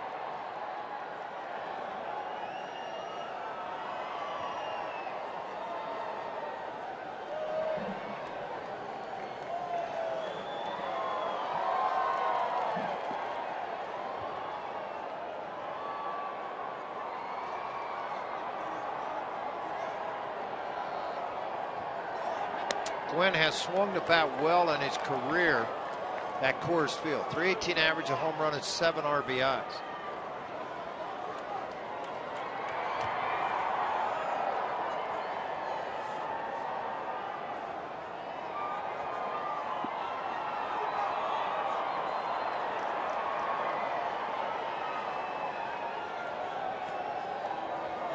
Pitch number 100, a 3-2 pitch to Gwynn. Uribe takes off, ground ball, diving stop, Helton. He'll get the out. Boy, Todd has been special with the glove tonight. It looks like he's 18 years old again the way he's moving around over there. That's a great play by him, because that ball gets by him. It's going to get down into the corner. Helton with a great stop at first base. He just came off the bag perfectly. He knows when he comes off that bag, he really squares himself and gets in a very good balance point. Watch how he's balanced right here. He can go left or right now when the ball's hit. That allows him to be able to make the plays that he makes and the confidence in his hands and making the play with that glove. Todd's made a great play to his right and his left in this game. You have A.J. Ellis up, George. First base is unoccupied. Aaron Harang's on deck. Do you force the hand of Don Mattingly? Well, I think he may have answered it. Is that Harang out on deck, or is that somebody else? They've already gone to a pinch hitter. Harang's putting his gear up. So, I mean, Donnie's making the decision for you. Yep. Because what's happening now is, you know, I mean, you just look down in the bullpen. The Rockies don't have anybody up to match up with. So Harang's going to be I mean, you know, he's going to pitch to one of the two guys. It's either going to be Rivera or it's going to be Ellis.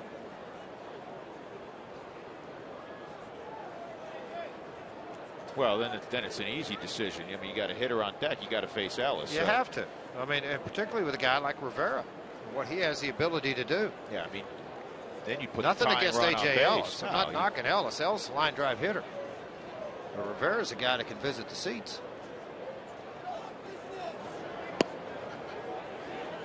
A.J. Ellis, a walk and a single. He has played in 18 games this year. He's reached in 17 of them. Well, when Bob went out to the mound, Apodaca, it's a simple conversation. You give confidence to your pitcher to get out of this situation. 1-0 on the inside corner, the fastball. It's 1-1. And that's one of the few times that they've called that pitch. Think he's lobbying a little bit.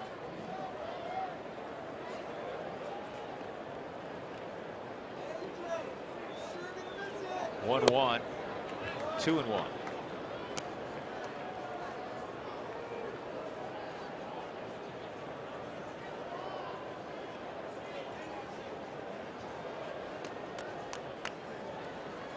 Nice Monday night crowd at Coors Field. Beautiful night for a ball game. Final day of April.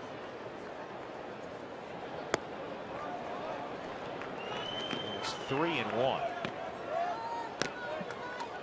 This isn't a pitch around. You want to get A.J. Ellis. That's why I was a little bit confused. I mean, you're throwing 90 still at this rate, even with 104 pitches. Fastball still 94, 95. You're trying to get him to chase a slider down and away. Pitch that's still in developmental stage in a lot of people's eyes for Nicasio.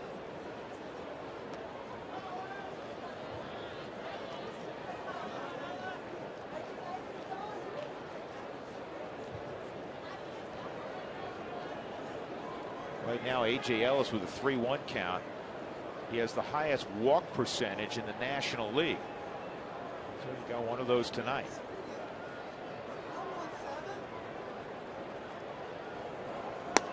Three and 2.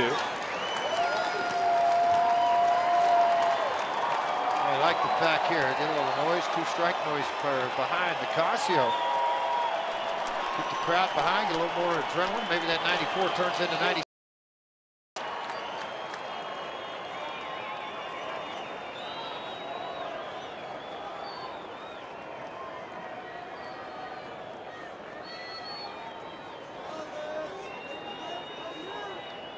3-2 on A.J. Ellis with 2 outs. Uribe at second. That's fouled off and out of play.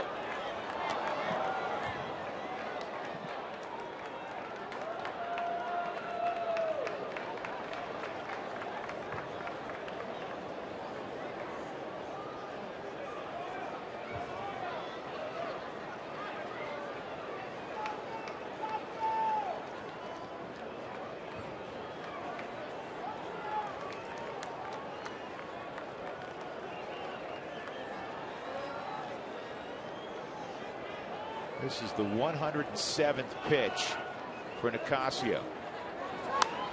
And he'll have to throw a 108th pitch. Now, the one thing the Dodgers have done, now the Rockies will get some action. They've basically ensured that this will be the final inning of work for Nicasio. It appears to be Ismael Rogers. It is.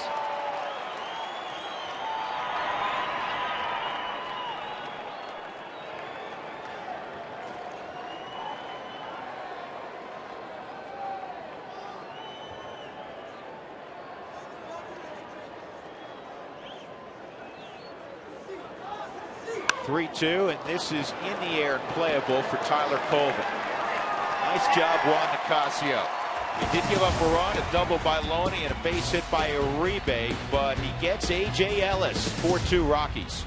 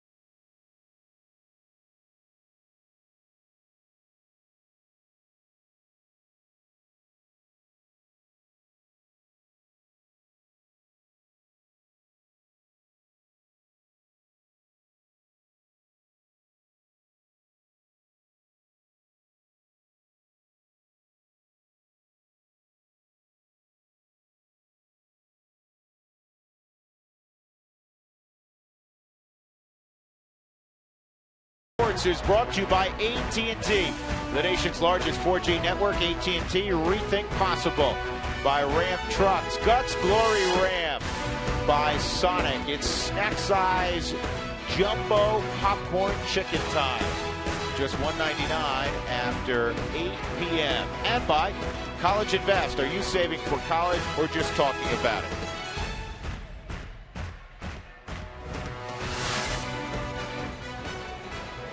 So we go to the bottom of the 6th inning. The Rockies 4 and the Dodgers 2. First matchup of 18 this year with George Frazier and Mark Stout. I'm Drew Goodman. And Carlos Gonzalez will lead it off. 3, 4, and 5 for the Rockies. Aaron Harang remains in the ball game because they never did get to his number. I was kind of surprised a little bit, even though he had 75 pitches in this game, where they were in the lineup, that they might mix match a little bit. Down by 2. They started to swing the bat pretty good against him after those first couple of innings. Once again, trying to go soft. Well, Harang falls behind 2-0 to Cargo. And what can happen to you now, all of a sudden you walk a guy on a base hit, and you got 2 on. Now you have to go to your bullpen. Now you double switch it. You know, you're using a 2-for-1 deal. You may be taking somebody out of your lineup. 3-0 on Gonzalez. He walked his last time and came around on that double by Tulowitzki. Rockies rallied for 3 in the 4th. At the time they took a 4-1 lead. Don Mattingly's team scratched out a run last inning. Here's the 3-0.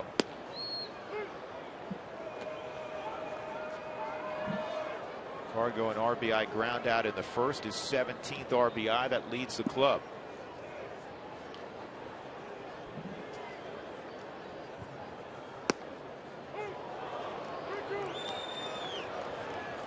Three and two. Probably a little bit surprised by that fastball inner half belt for a strike, that he would even do that on a 3-1 count. Probably looking for something soft. He countered with the fastball.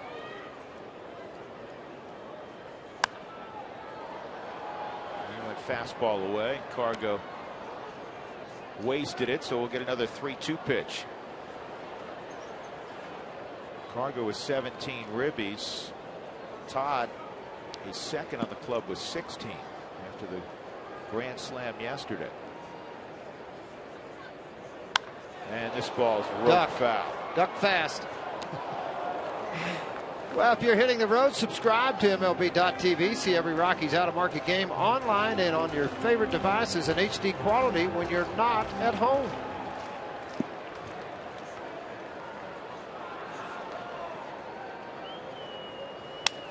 And base hit to center field. The Cargo will sacrifice another bat. He has no problem with that. Trade the bat for a single. Hey, look at the Mike Shaw Subaru Supermo. He swings at this ball right out over the middle of the plate. He fouled off a couple of pretty good pitches and hit them relatively hard. This ball was elevated. A little bit on the hands, but the strength, a base hit. So Gonzalez with the speed at first. Troy's at the plate. 2-run double in the fourth. He lined out sharply to left in the first inning.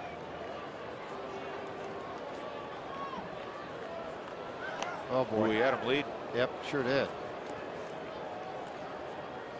Playing Tulowitzki to pull. Really, D. Gordon way off in the second base area, and then you see where the second baseman Mark Ellis playing more up the middle.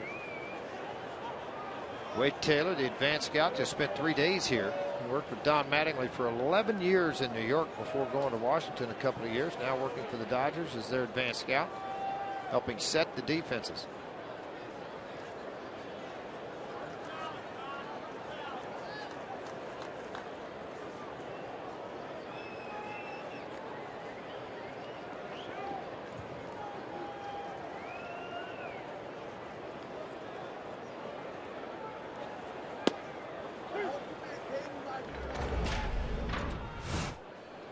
Troy's last at bat, he was behind 1-2. Reached down and pulled a double down the left field line. Good relay. The Cargo slid under the tag by A.J. Ellis. 0-1 the count with Gonzalez at first.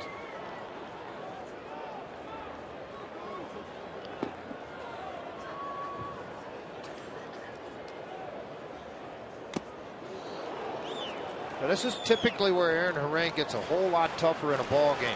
And the reason I say that, with bases empty, start of an inning, 3-13. We saw that with Gonzalez. But as soon as runners get on base, look at the average drop, particularly when they get in runners scoring position. And Frage, for a big man, his last 2 times to the plate were like 1 flat 103. Very quick slide step, short delivery out of the backside. It's not a long arm action, so things work faster.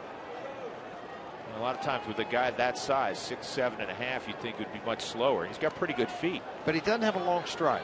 That's part. Most guys in his height of position, a lot of times they have a really long stride and they ride a stiff front or a firm front side to get out on that back leg longer. But he's so quick with his front and his backside that it makes it quick to the plate. 2-strike count on Troy. Nobody out. Cargo at first. They pitch out.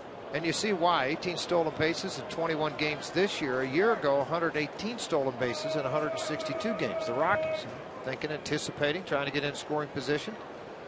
Try to get back maybe what they gave up in the previous inning.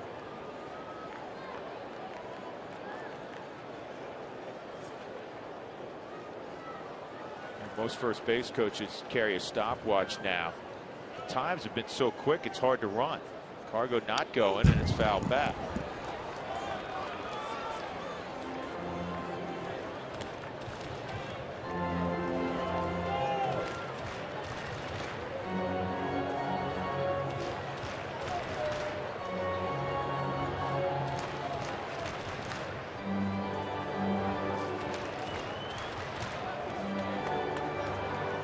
outfield very deep. You remember what the Mets did?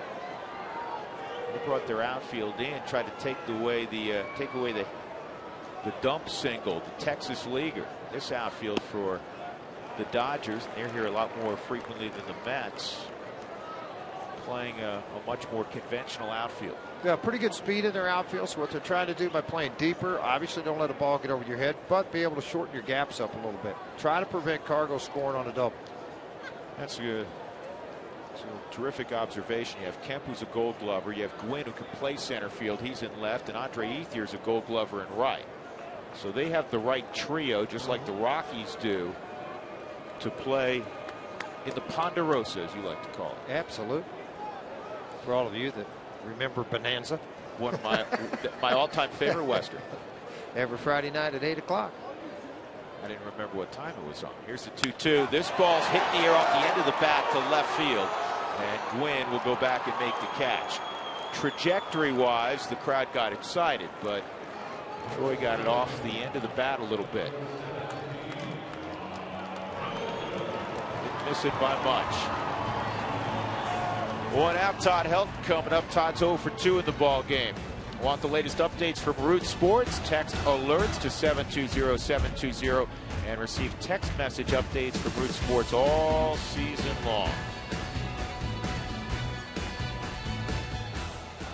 Todd Helton's got so many big hits. 17 hits this year, but 11 extra base hits. One of those biggest ones yesterday, 6th grand slam of his career. To tie a ball game coming off the bench.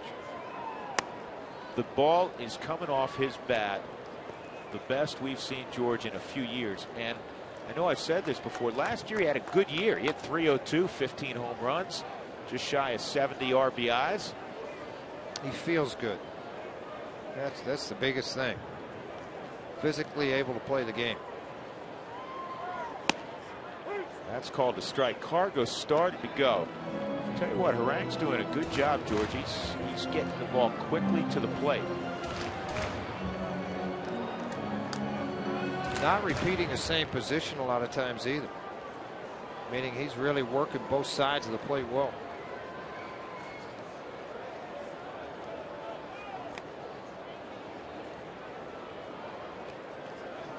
This is a great one now. When you're on the all-time list, 2,380 hits, 322 average is 50th all-time. He has, in terms of extra base hits at Coors Field, that's a strike. He just passed Lou Gehrig in terms of, or he's one away from or he's got one more. Let me get it straight. One more extra base hit at Coors Field that Gehrig had extra base hits at the old Yankee Stadium. You know what's amusing to me is when you try to do that. What's that thing you do with when you make the motions but you can't talk? The game you play, charades. Charades. That's what you and Doug look like whenever you're talking and it's not the right thing, and he's trying to tell you the right thing. One more, one less. Yeah, well, I don't know what he was doing reading it. Doug was, as he always is having to do, straighten me out. No. 541 career extra base hits at Coors Field. It's one more than Lou Gehrig had in his illustrious career in his home ballpark. 2-2 on Todd. 3-2. I mean, to be 5 shy of Mickey Mantle on extra base hits? Really? Yeah. You could mention with some pretty big names. Now you'll put Cargo in motion.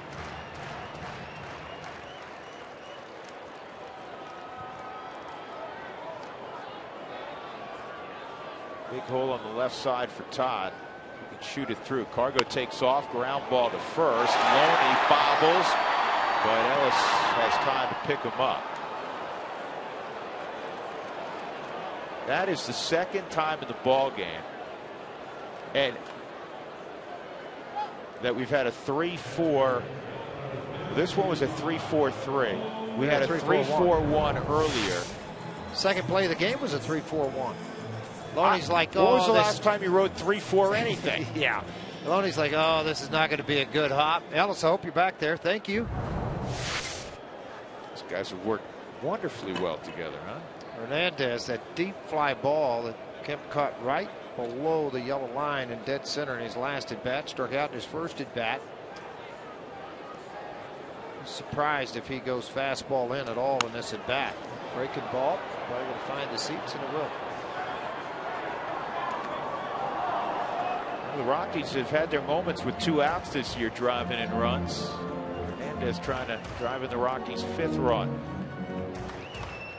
I mentioned the 800 run barrier, George. The last 2 times the Rockies went to the postseason, the 07 season, of course, the 09 season when they won 92 ball games. They were over 800 runs in those 2 years. In the disappointing year in between in 08, 2010, 2011, below that 800 run threshold, that's 5 runs a game. That's what you're talking about. Yesterday they had 5. Unfortunately, it resulted in a loss. If you drive this one in, you're at that 5-run threshold. If you as a pitcher, George, when you were out there, if your club got you 5 runs, more often than that, that ought to mean that you're shaking hands at the end of the night. Absolutely, it should be. And 2 things I always looked at: don't give up more than 3, you're going to win. You score 5, you're going to win. Those are the 2 kind of barometers on the defensive side of things as a pitcher. If I don't give up 3, if I give up 3 or less, I ought to win the ball game. Remains 0-2 on Ramon Hernandez. Well, earlier, Hernandez got a ball he could really smoke, and he did just that. Got a fastball, inner half, dead center field. Everybody in the ballpark, including me and Drew, thought that thing was out of here. Caught right at the wall, right below that yellow straight. The Ducks almost had a partner to chase in the pond. And another foul ball.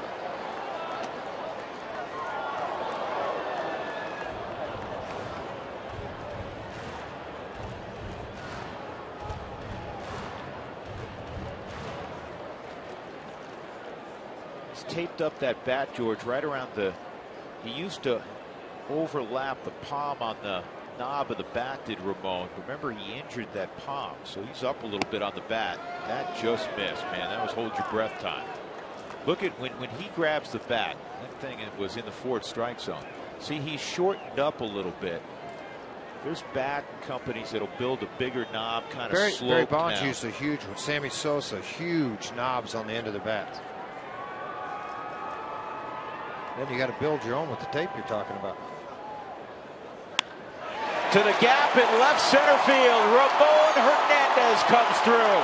Cargo come on down with the 5th run. And it is 5-2 Colorado. Boy, Rank's very upset. I think the last Diaz at home plate because he missed that previous pitch prior to that. Not even trying to keep his cool a little bit on the mound. Hernandez comes through in a big way for him. Drives in Gonzalez with the 5th run to make it a 5-2 ball game. Here's a look at the pitch. Breaking ball that stayed down, kind of in the same location that he hit that fastball a minute ago. Center cut in the plate, but down. And he shot this thing. It was hit hard. It just split Kemp and Quinn all the way to the wall. Well, Don Mattingly's going to double switch. Tony Gwynn's going to come out of the ball game. So Rang,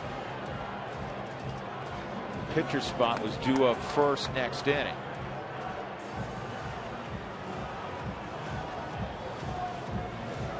He hands the baseball to Don Mattingly. Rang walks off, trailing 5-2 at Coors Field. 2 RBI night for Ramon Hernandez. Back in a moment.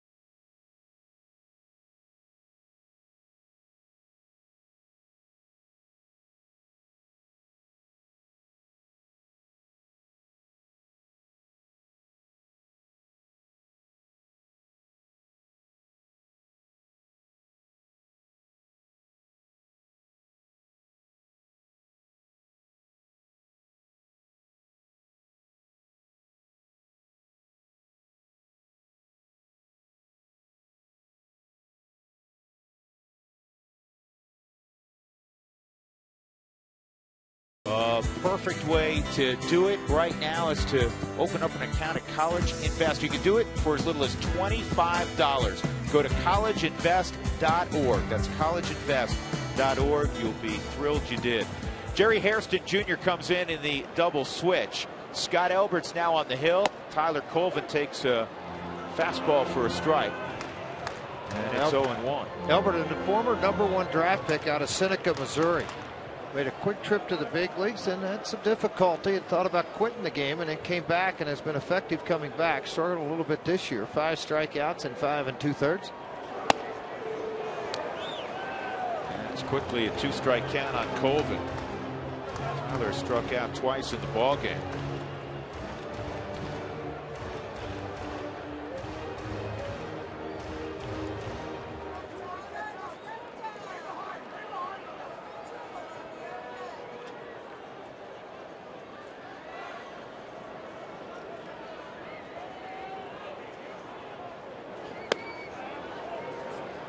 Just missed. It's 1-2. Ramon Hernandez doubled in Carlos Gonzalez, who led the inning off with a single. Ramon now with 14 RBIs. 4th multi-RBI game of the year already for Hernandez. Pulled toward the hole, and a nice play by Loney. Safe at first. Elbert got caught spectating. Great hustle by Colvin. It'll go as a hit, 1st and 3rd. And here comes Dexter Fowler. And I tell you what, they love hustle plays in baseball, and this is exactly what this is. A hustle play by Tyler Colvin on a ground ball hit to first. Drew talked about hesitation. See, I fell off third base side, and then it is hesitation to sprint to the bag, and Colvin just beat him. I mean, everything was done correctly except for Elbert leaving late off the mound after he finished on the third base side. Didn't make the quick exit to first. Mike Everett got a real good look at it. He's had a couple of close plays.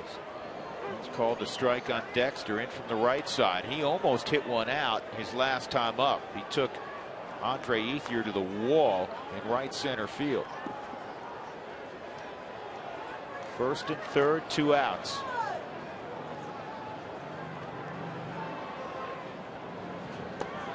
Michael Kadyr's come out in the on-deck circle. Juan Nicasio, well over 100 pitches.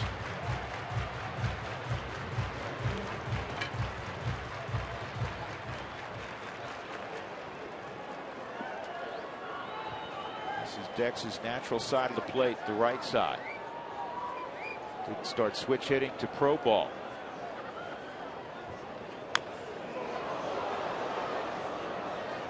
Well, upgrade your game experience in the Mountain Ranch Club. That's right. Tickets include credit for food and beverage and a really good time. What a great place to go up in the open air dining up there and watch the ball game. It's like a full house up there tonight watching the game. Yeah, it does. That's right, Wave. You're on TV.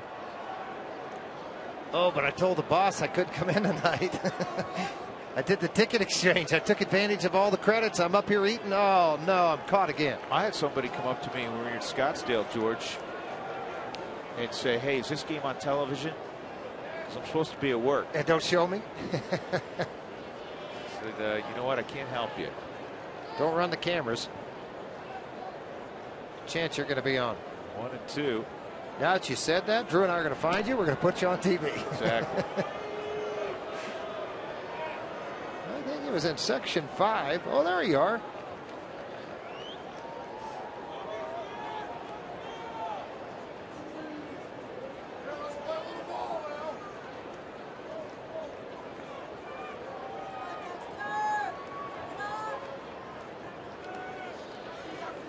Oh, that camera's doing some work at the game, picking out the favorite players.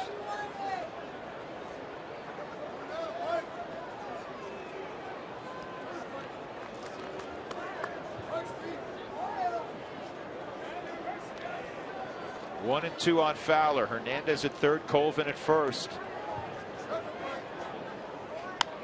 And Dexter pops it up. This thing is playable in foul ground, and Mark Ellis, with Loney ducking out of the way, makes the catch. Rockies get a run on 3 hits in the inning. We'll go to the 7th, 5-2 Colorado.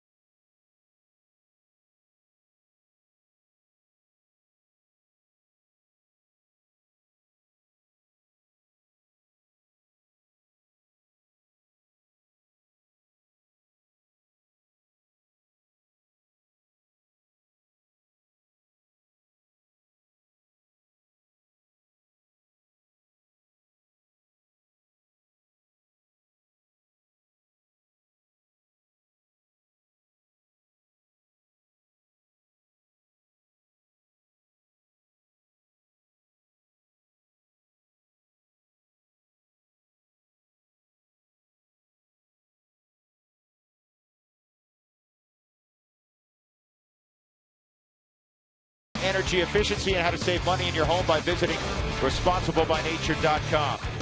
5th inning for Juan Nicasio. Got a little fly ball to left field off the bat of D. Gordon. Mark Ellis ground ball to second.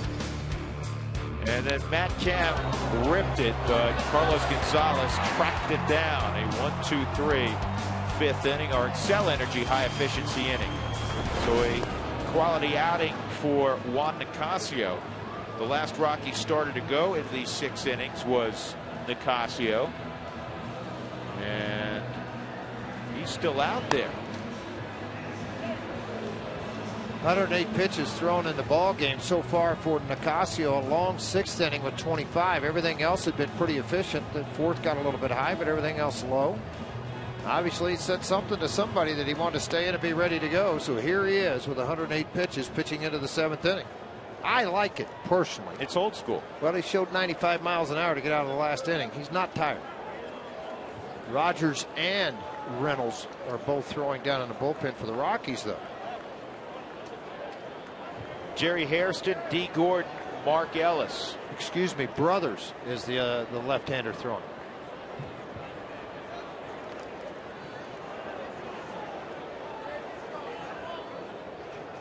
Matt Belisle not available tonight after working a fairly high pitch count yesterday.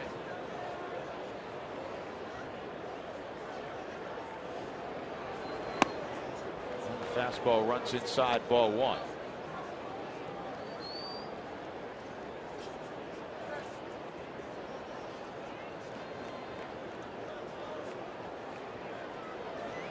Good pitch.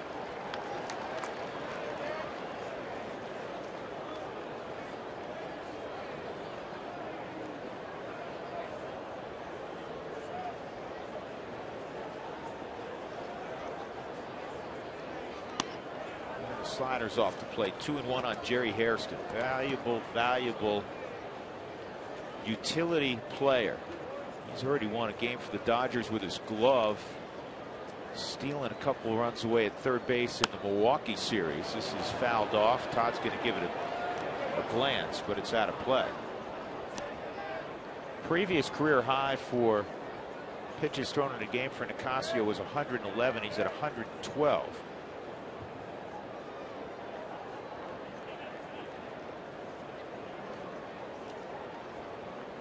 Struck out 4, walked a couple, 7 hits against him.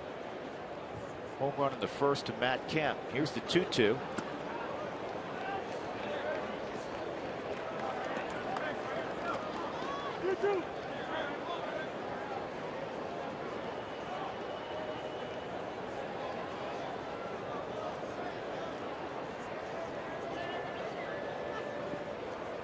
And it could be with both left-right combination warming up.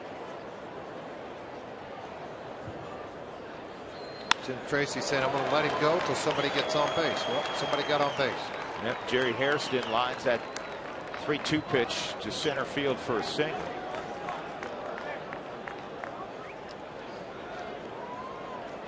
D. Gordon, allow him to face Gordon, George, because he's handled him 3 times.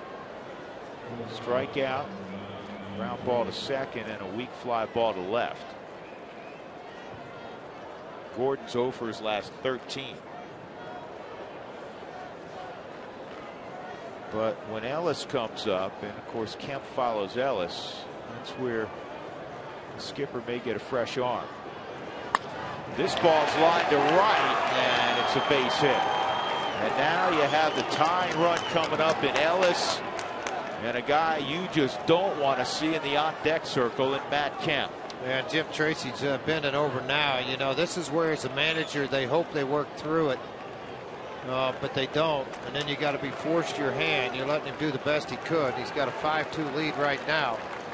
He'll get the right-hander Ishmael Rogers to come on to face Ellis, and then he'll get Kemp.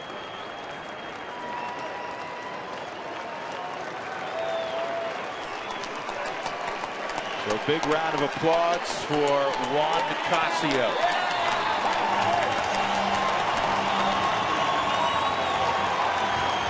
Rockies leading 5-2. The Dodgers back-to-back singles to begin the 7th inning.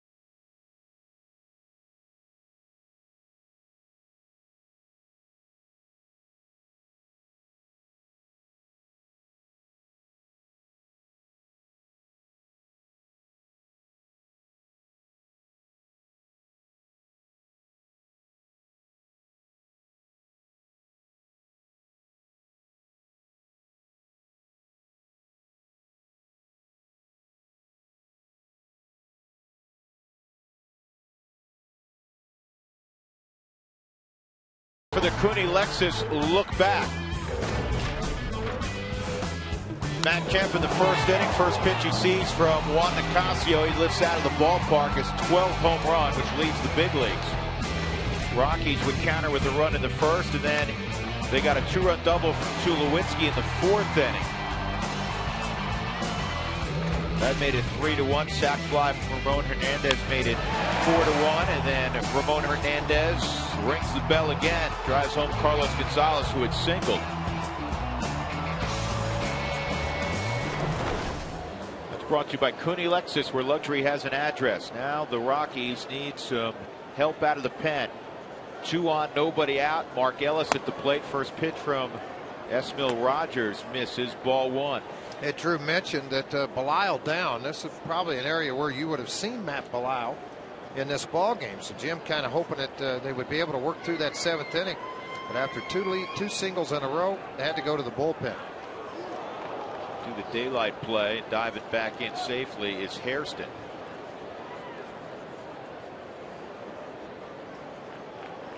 Snap throw. When you're in this situation, 5-2 game, you put this on, you make sure you put a good throw on.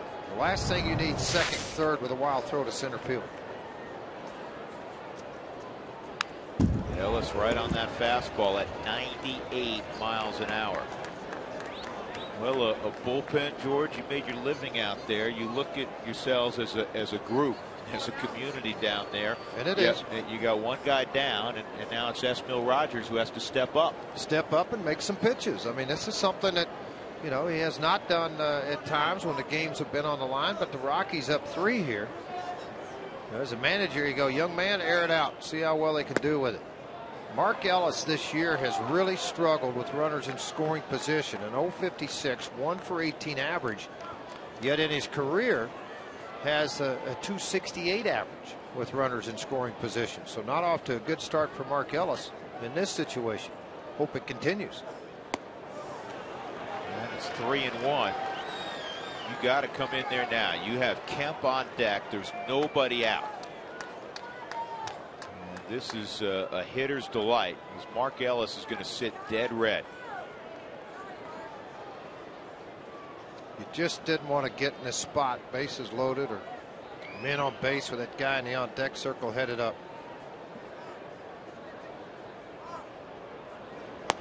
He lost a ball 4. Now the bases are loaded, nobody out.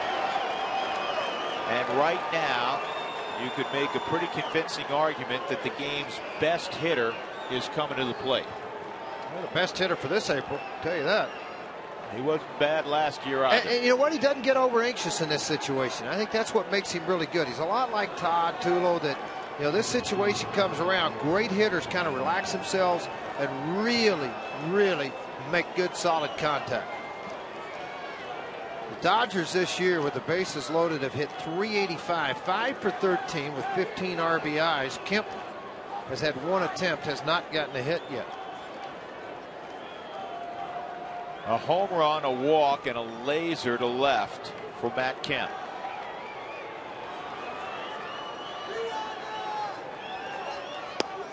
And the slider's off the plate. Ethier on deck.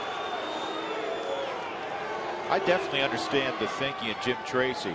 It didn't work out, but your bullpen has been overused. You have Hairston just coming into the game. D. Gordon, who Nicasio's really handled. Mark Ellis, 1 for 3, a couple of ground balls otherwise. See if Nicasio can get out of it himself. Didn't work out that way. Swung on and missed. Rogers knows what time it is. He's dialed up 98 a couple times. Yeah, 98-mile-an-hour heater. Even though it's away, it's up, it's elevated, and bullet by Kemp.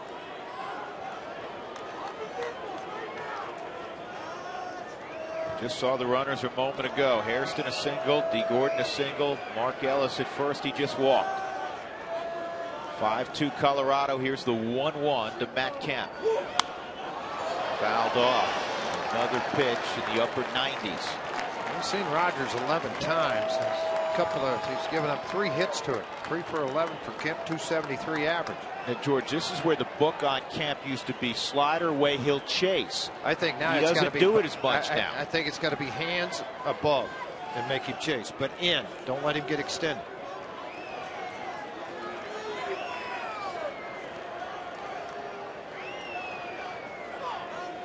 They go back away, slider, and it is tapped foul, and that was hanging a little bit. Hernandez moving late, doesn't want to give away location to D. Gordon.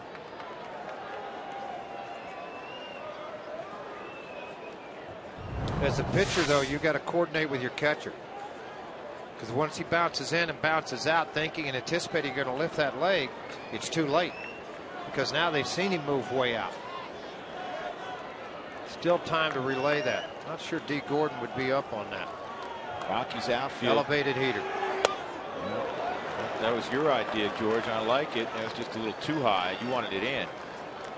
The outfield playing Kemp based on the flight pattern of all the baseballs he's hit this year. He's been going center to the right field pole.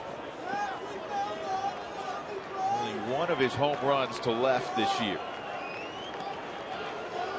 2-2. He missed location with that slider at 90. He was back in the middle of the plate.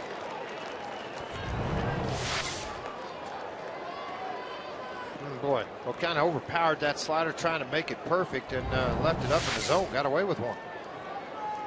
Check this out. Well, I saw that earlier. Yeah, Kemp's got 12 home runs. The Cubs as a team have 8. The Pirates and Padres have less than Kemp has produced. Another 2-2. Swung on and missed. Esmil Rogers fans Matt Kemp, the game's leading hitter. Great curveball. After throwing him some hard sliders or trying to overpower those sliders, he threw the curveball and he put it in a great location. And now Jim Tracy's going to match up with Ethier. He's going to bring on Rex Brothers. Way out in front of the pitch. Actually had his eyes closed. Look at Kemp's eyes on slow-mo. See him closed? As the ball came in, eyes were closed, anticipating where the pitch was. Well, Rogers with a walk and a strikeout. Now he turned it over to the other side of that bullpen, Rex Brothers. Still not out of the woods, but that was one big out.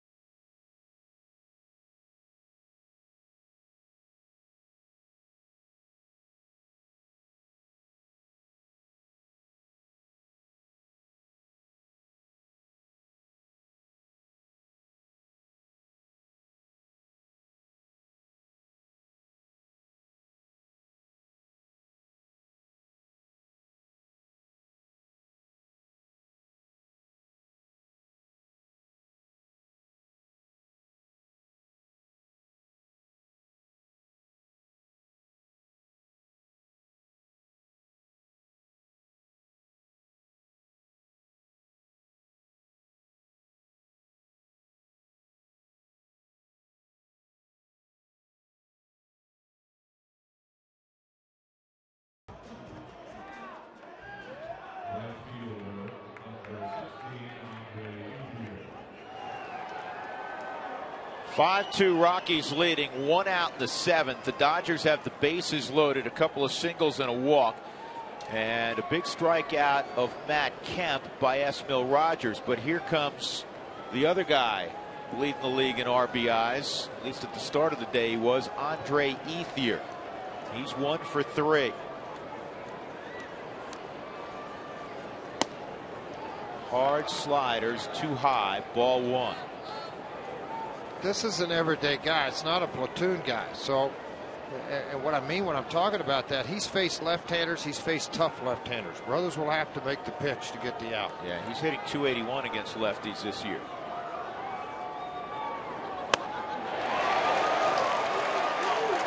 Ball and 1 strike. 0 for 4 in his career against Rex Brothers. There's some heat. 95 in a great position. 95, George. That thing cut about a foot too, didn't it? Just like you like it. Cut out of the zone and not give him an opportunity to hit the baseball. 2-1. This guy's got so many big hits in his career. Of course, so many big hits late. He has 12 walk-off hits in his career. Had a walk-off walk earlier this season. He's got a really good eye. Really good eye at the plate, too.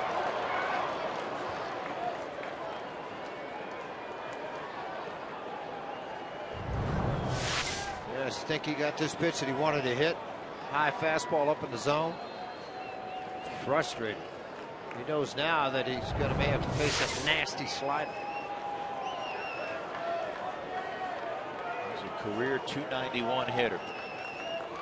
2-2. Got it.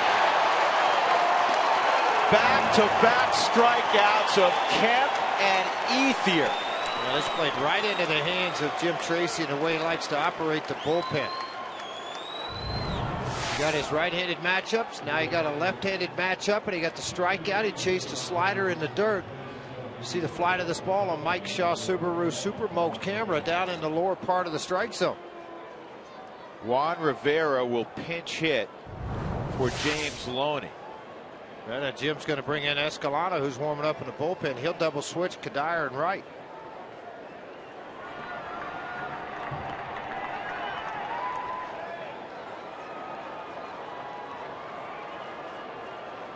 So Colvin comes out. Kadire goes in. And Edgmer Escalona will come on to face Juan Rivera. Good job, Rex Brothers. He got his man.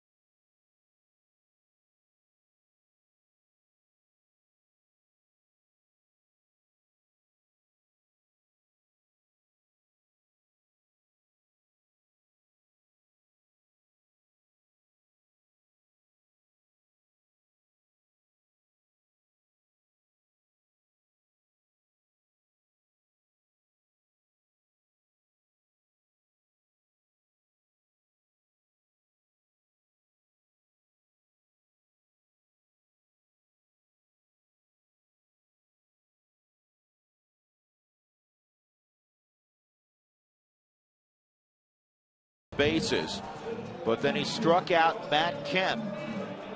Juan Nicasio went 6+, allowed 2 runs on 9 hits, walked 2, struck out 4. Responsible for the runner at third, Hairston, the runner at second, D. Gordon. Brothers struck out Ethier on a slider in the dirt, and now Juan Rivera pinch hitting for James Loney. Will face Edgmer Escalona. And has pitched in back-to-back days, 0 for 2 against Escalona. And he does have very good fastball knowledge. I mean, this is a low 3/4 guy that can run it to 95 miles an hour.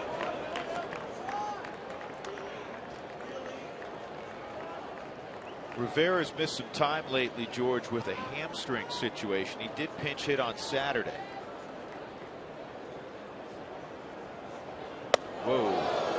2 sliders, not real close. It's 2-0.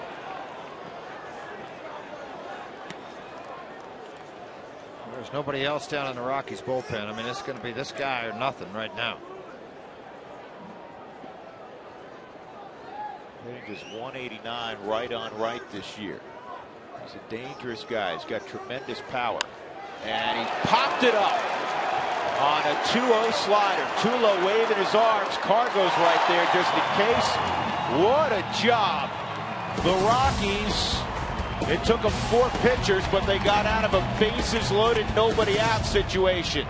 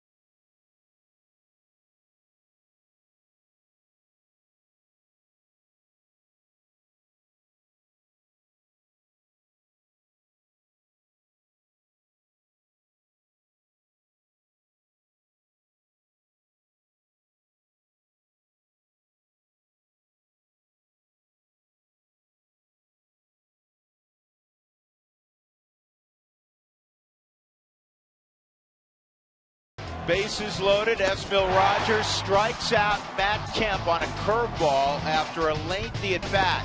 And then Rex Brothers on a hard slider down strikes out Andre Ethier. And then a 2-0 slider popped up by Juan Rivera. Some changes for the Dodgers defensively. Adam Kennedy's come into the ball game. He'll play first base. And Mike McDougal, former closer for the Kansas City Royals, is now on the hill. Really hard thrower that kind of works into the middle half, kind of when they're down 3. And Kennedy's over at first base for this ball club. Dougal at 4 2/3, a couple of holes, 771 earned run average.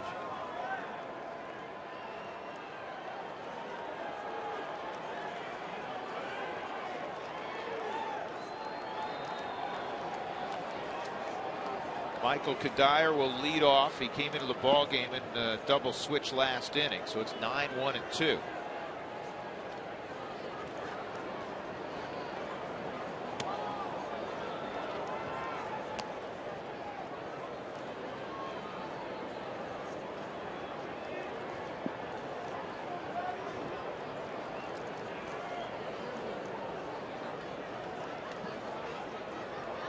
Look out.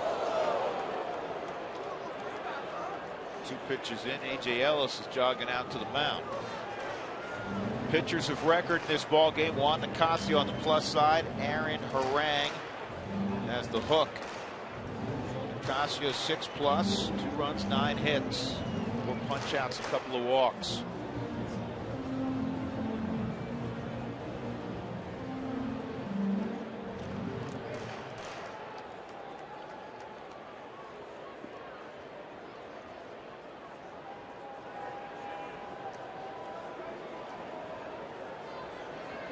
Three and 0.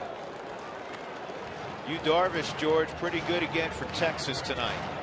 Was he trying really hard? I don't know how hard he was trying, but he was effective. 4-1 victory for the Rangers. He went 7 innings. Wow. That is ball 4. He struck out 9. He allowed a run on 4 hits. Leadoff man on. Don Mattingly not pleased. Marco Scutaro coming up. And we go to Marco Stout. I've been able to do that a couple times now. Marco Stout. Excellent. Like it, Drew. Hey, I want to highlight how big that strikeout of Kemp was and look at some crazy numbers. Since September 1st of last year, Kemp has hit in 42 of 49 games. In 80 games against the NL West, get this, 80 games, it's half the season, 342, 26 homers, 77 ribbies, 64 runs.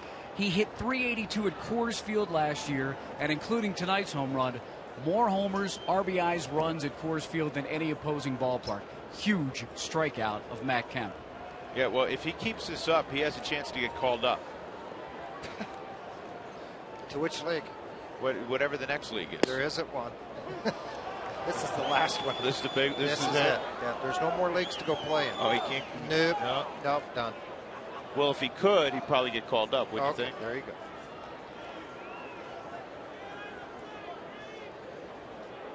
One strike count on Scutaro. Double, pop out, and a fly ball right field.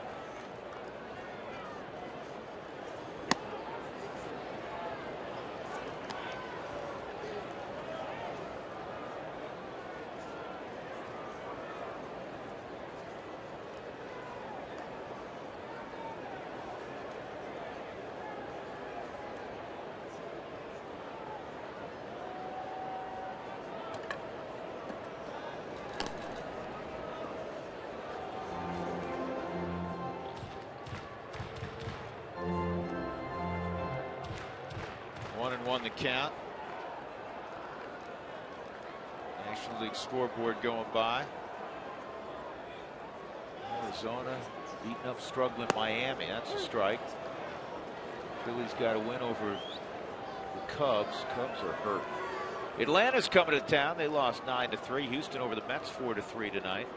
And in the 5th inning, Milwaukee at Petco leading the Padres 3-2.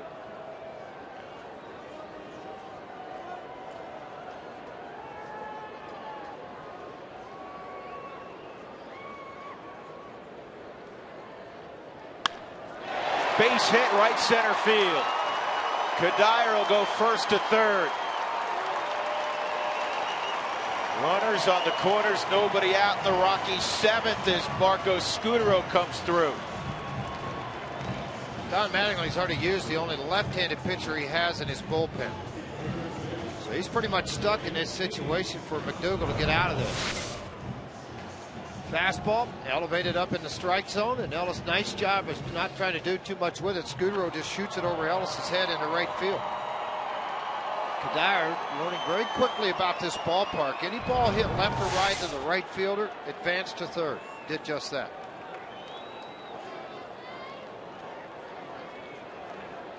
Johnny's pretty excited because he got a chance for an RBI. Lately, he's just been pulling the ball to get guys over to second, from second to third.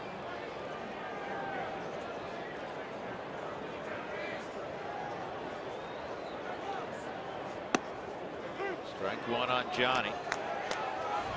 Singleton scored in the fourth inning. He's 1 for 3. Hitting .350 at Coors Field this year.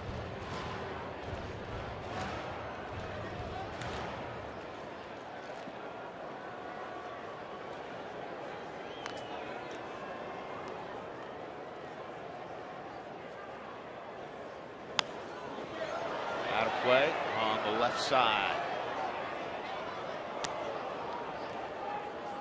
Rockies and Dodgers split the season series last year 9-9. The last time the Rockies took a season series from Los Angeles was the World Series campaign of 2007. They went 12-6 against the Dodgers that year. This has been the team year in and year out, more than any other, that's given Colorado fits. Carr goes on deck. Rockies trying to expand their lead.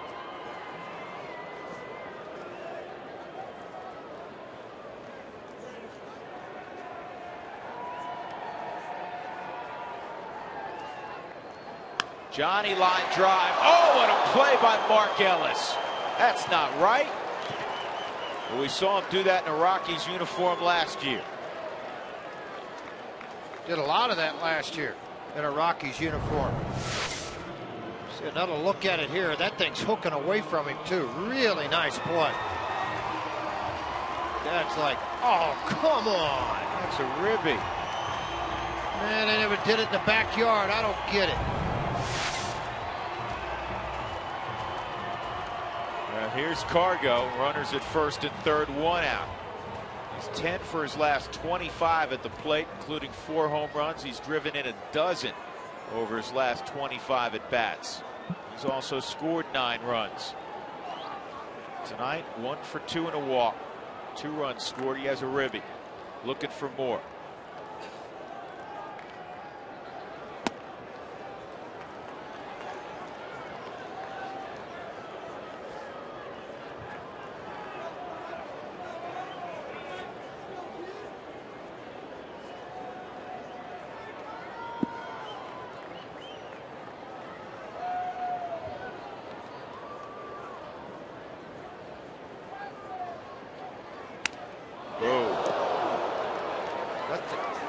That's a weird, man, that's one of the stranger broken bats.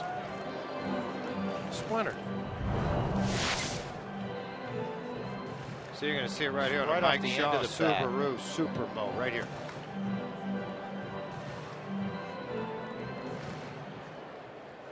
A shard of wood goes flying out toward first base. 1-1.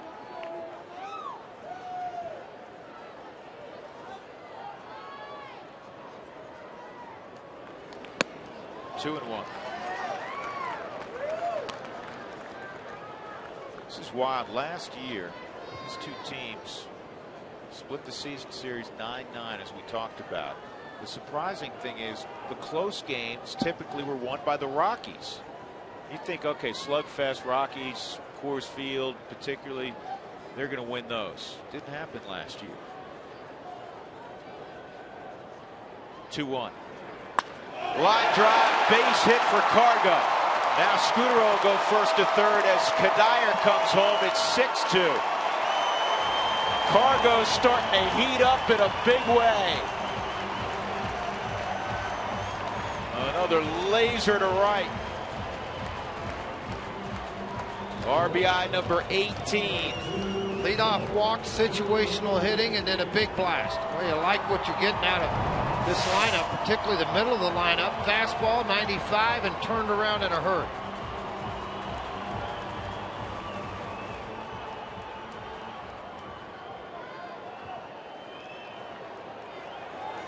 His plate coverage and his extension, George, phenomenal. It's fun to watch, I'll tell you that, because it's such a long swing. They think they can jam him. Then he gets the head out and hits it a mile. Tulo gets one over his head. That's what we're talking about. We're talking about arm extensions. Freeze it when it gets over the top of the plate. See, I mean, look at it. Yeah, it's kind of a glare, but the end of that bat, even though he's way back here, it's still covering the outside corner.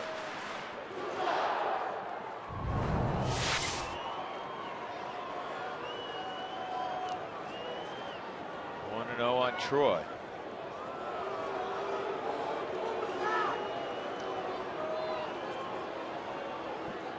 Managers always talk about, in particular in this facility, getting ahead by more than a grand slam. Rockies are up 6-2, 1 out. Scudero represents a 5-run cushion at third.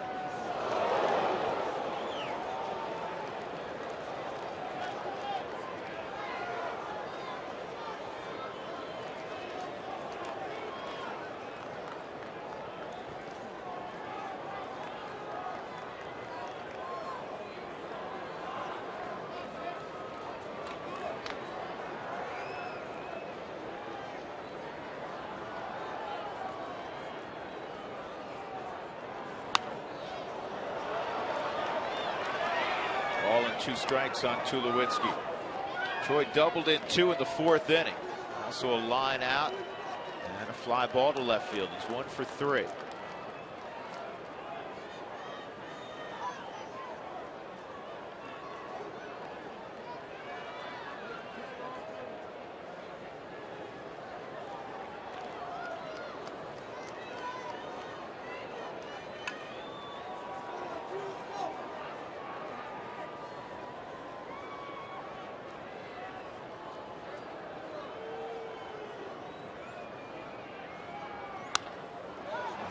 Popped up, playable right side. Mark Ellis. And that is the 2nd out. So Helton will come up.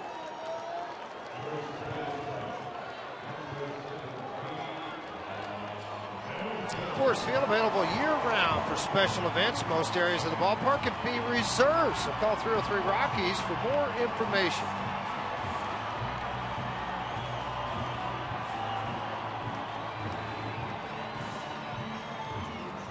Helton tonight's 0 for 3. Hit a fly ball to center field. He grounded out to short. And then he hit a hard ball off James Loney that ricocheted to Mark Ellis. James Loney got up and Ellis threw it to Loney. 3-4-3.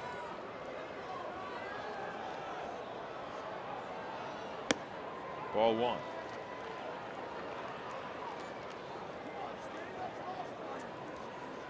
Todd has hit .438 this year in April with runners in scoring position.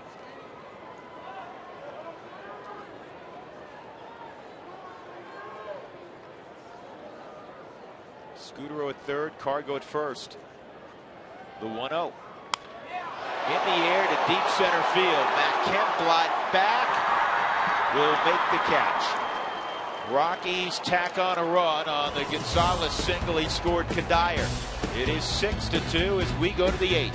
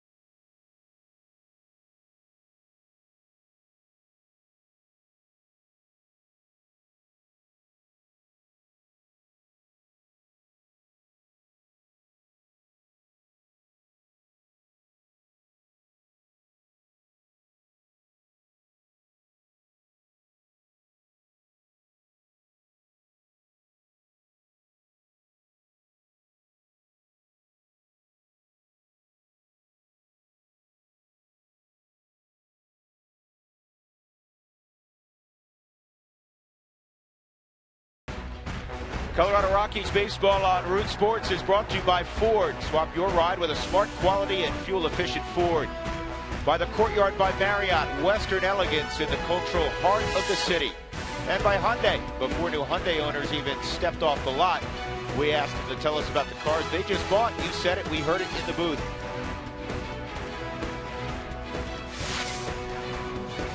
Rockies up 6-2 at their home yard, 20th and Blake. Drew Goodman, George Frazier, and Mark Stout. Edgemer Escalona will continue on. Juan Uribe will lead things off in the 8th inning.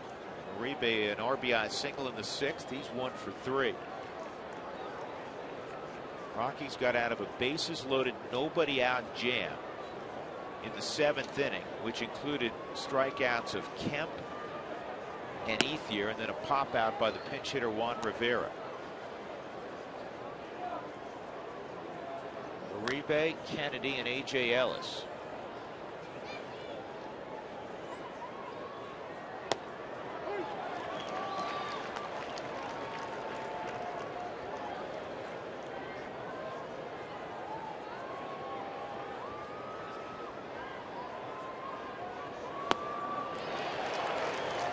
One and two.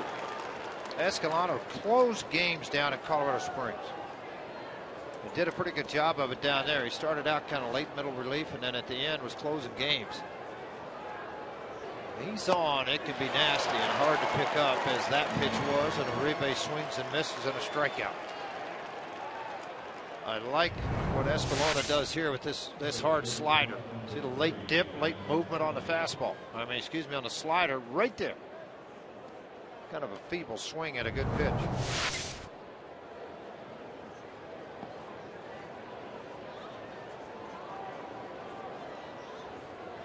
Adam Kennedy shortens up. That pitch at 96 from Escalona, just inside. And Kennedy's been well traveled the last few years after a number of good years in Anaheim.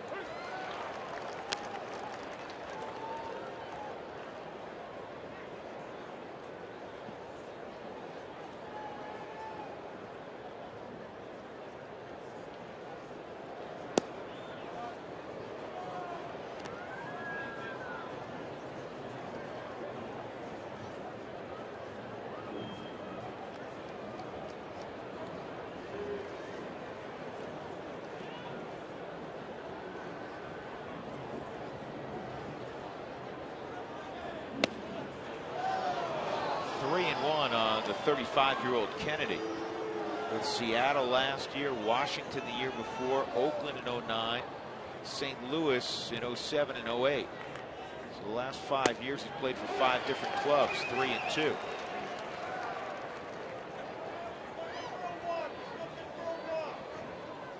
Last year in the big leagues, 02, he hit .312 with Anaheim.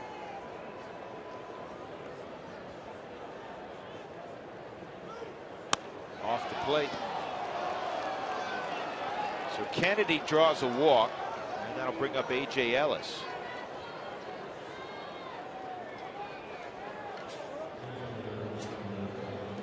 A different bridge for Jim Tracy tonight to his closer, Rafael Betancourt. The bullpen's been worked as much as the Rockies bullpen. Yeah, you've been picking up that phone a lot. You have to improvise. Again, Matt Belisle not available tonight. And then you had to match up, George, in that sticky 7th inning. Well, we just go along with what you're talking about right now. The Rocky starters 14 1/3. The bullpen went 15 1/3 against the Mets in the series. A lot of innings had to be chewed up, so there's a lot of guys needing a night off down there. Tough to add all that to them because you just, and realistically, a 4-run lead, Escalona should be able to get through this. These guys should be able to finish this game off.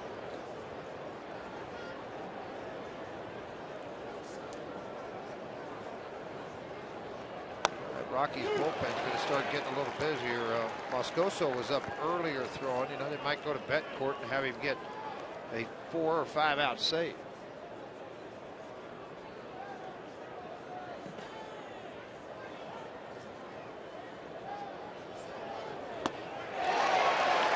a strikeout of A.J. Ellis. 2 gone. That'll bring up Jerry Hairston. Backup slider. Escalona was able to get that pitch, and it's a lot of movement. Again, we talked about the angle of the pitch as it's delivered. It's a low 3/4 with some velocity.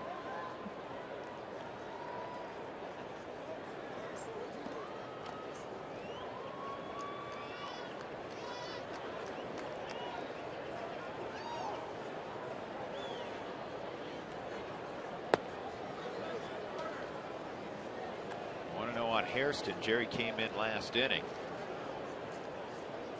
and he had a base hit. He got stranded at third base. 2 outs. Adam Kennedy at first here in the top of the 8th.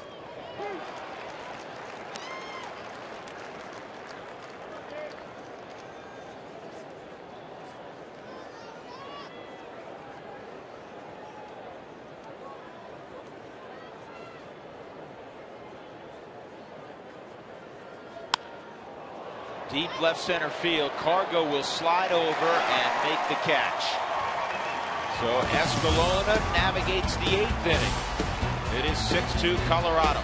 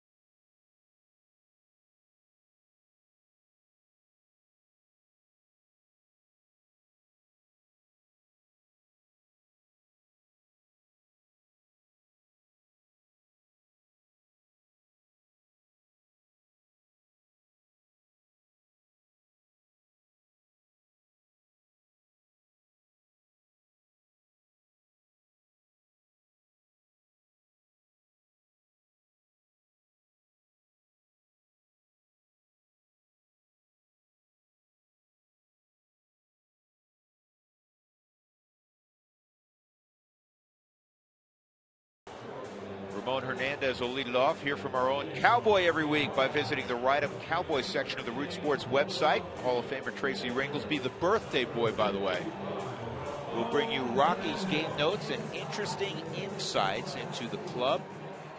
Check out his game notes on this series by visiting RockyMountain.rootsports.com.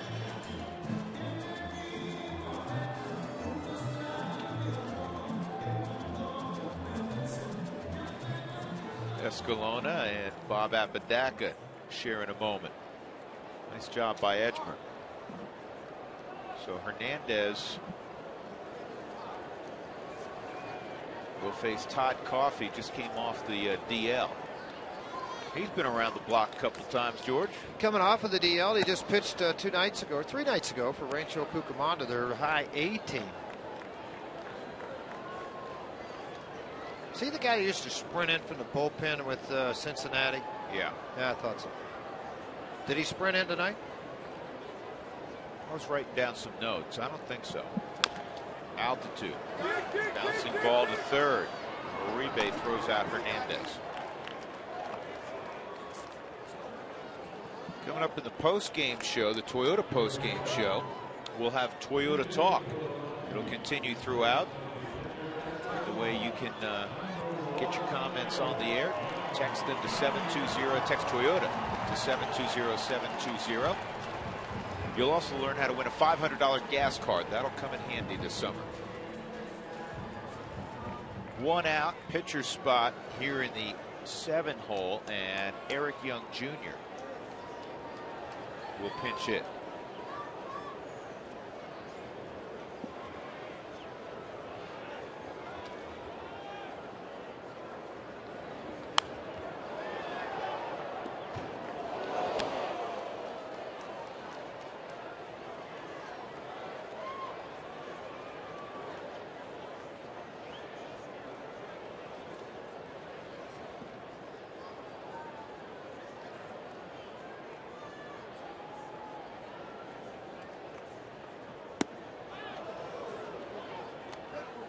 Coffey's still got the good velocity. He's always had a pretty good fastball that lasted 95 miles an hour. He's worked in every role out of the bullpen you can think of. Yeah, it's been a pretty good job for him. That's why he's here with the Dodgers. Off the zone, 1-2.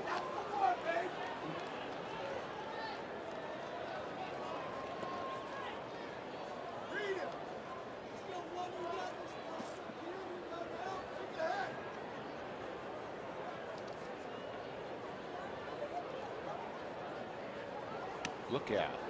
2-2.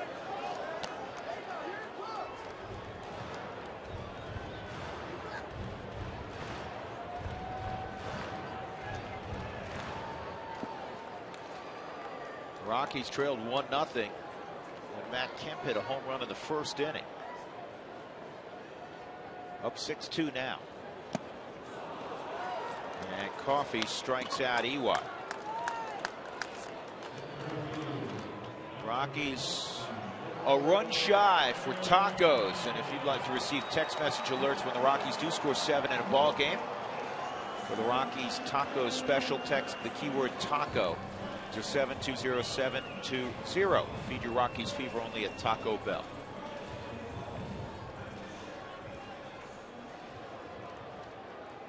Dexter Fowler, a strikeout, a drive to the wall in right center, and he fouled out to the second baseman Mark Ellis. Rafael Betancourt throwing in the bullpen. He'll handle the 9th inning. Well, how about the bullpen so far? 2 innings, no hits, couple of walks and 4 strikeouts, and some shutdown innings with the bases loaded. Got Kemp, which was a huge strikeout by Rogers. Rex Brothers gets Ethier for a big strikeout. And Escalona comes in and does a great job out of the bullpen to bridge it over to Betancourt. 4-run lead for the Rockies.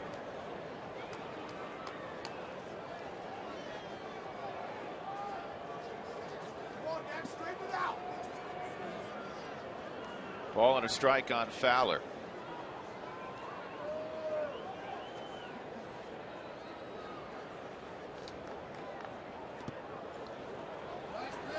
Nice Monday night crowd, 25,227. Tomorrow, Jolie Chassin against Ted Lilly. Ted Lilly's giving the Rockies fits at times. 8-2 in his career, 384 earned run average, 2-0 a year ago. This year he's averaging against the Rockies, you know, it said this year, but it's against the Rockies in his career. He's averaged almost 9 strikeouts per 9 innings pitched against them on average. I believe it, because every time he goes out there, it's like the 6th inning, and Rockies don't have any runs, and they have about 2 hits. This year, they're hitting a $138 against him. That's everybody else, so yeah. he's really been really good pitched against well. The rest of the league as well. It's a good pitcher. 2-2 on Dex. He's won 127 games at the big league level. He's lost 110. Forget, you know, when you hear about Kershaw and Billingsley all the time, you kind of forget about Ted Lilly. He's been special with these guys. George, he has, for me, one of the best old-fashioned curveballs. I mean, big curveballs in the game. Slow curveballs. He and Wolf both throw one of those things, but Lilly's got a lot more command of it. Dexter draws a walk, and that'll bring up Kadire.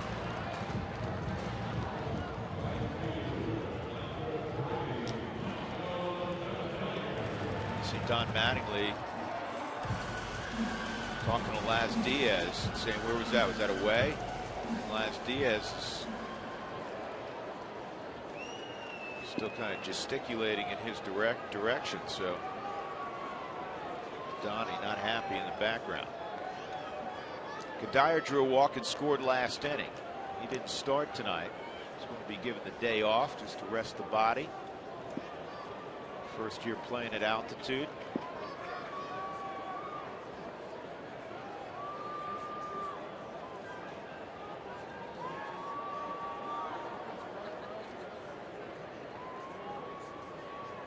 This ball ripped to left.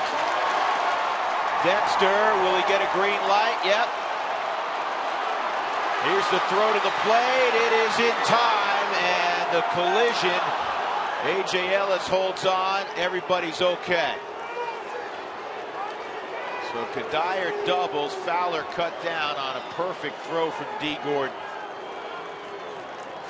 You're exactly right on this relay throw in from D. Gordon. Low to the ground, easy skip, and this time A.J. Ellis stood right on top of the plate to apply the tag.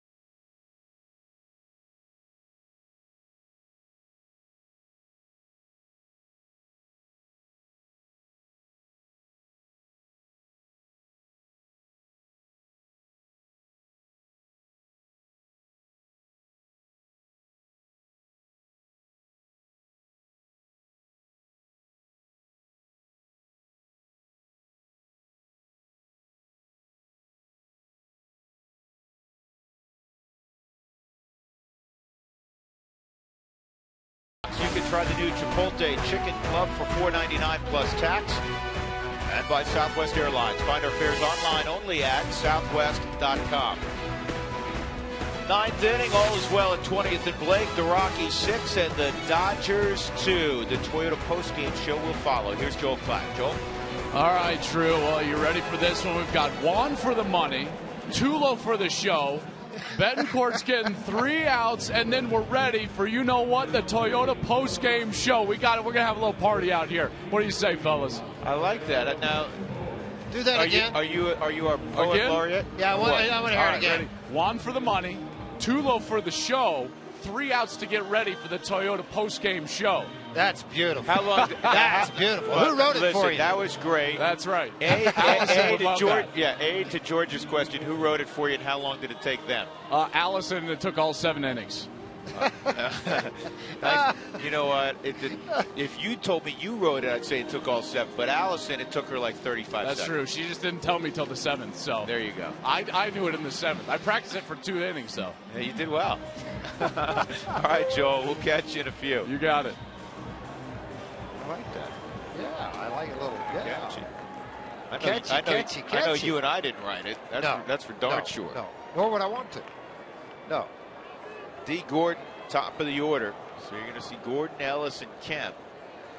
Betancourt, 6 of 6. This is not a save situation.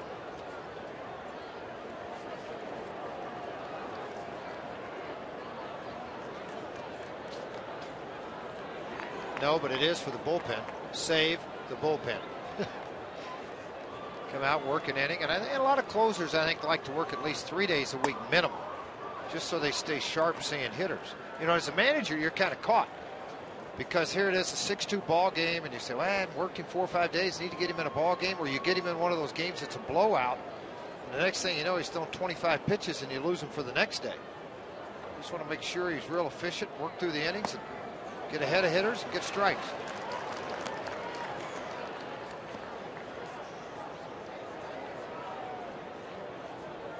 Gordon singled sharply to right in the 7th inning. That was against Nicasio. That snapped an 0 for 13 slide. Oh, he went 1 and 2.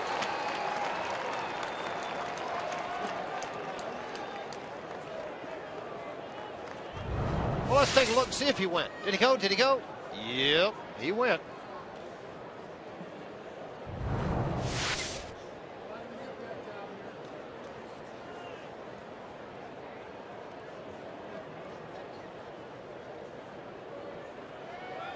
Fastball, strike 3, painted the black.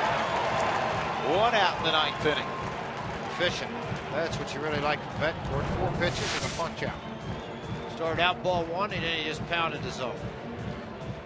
George, this copyrighted telecast is presented by authority of the Colorado Rockies. It may not be reproduced or retransmitted in any form. The accounts and descriptions of this game may not be disseminated without the express written consent of the Colorado Rockies.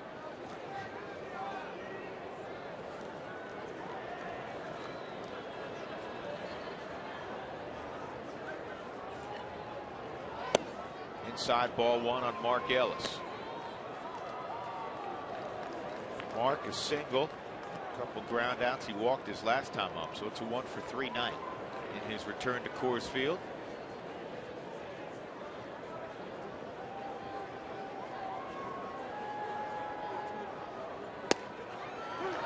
Four-run lead. You can play defense in a normal manner.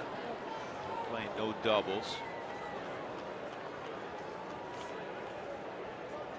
Herrera well off the line at third.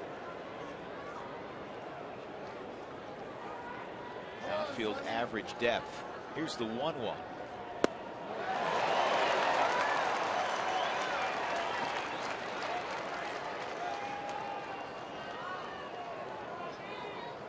Toyota postgame show will be next. 1 more strike, 1 more out.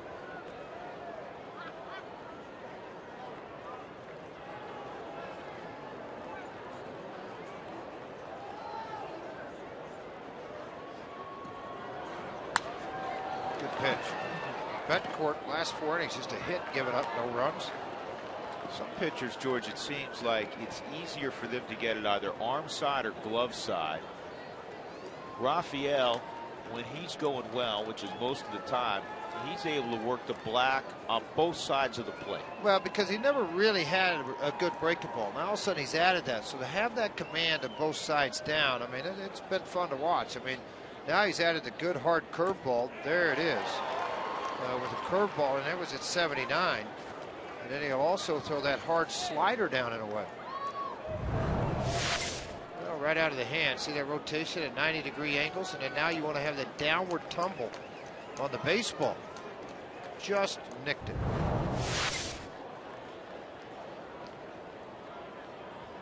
Here's the 1-2 on Ellis.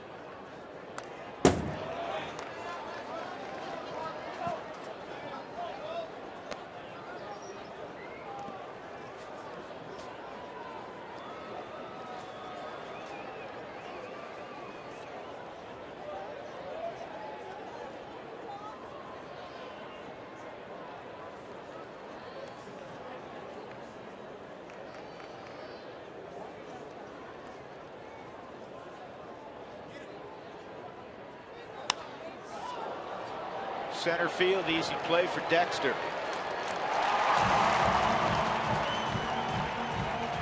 Two outs, and that'll bring up Matt Kemp.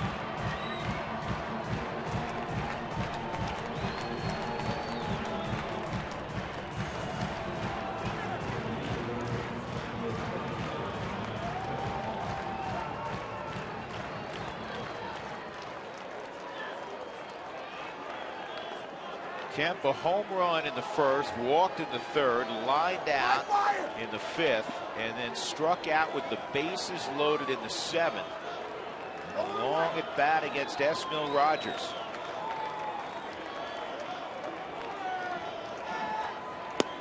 Nasty curveball. Put the thought in his mind. Best way he could do it.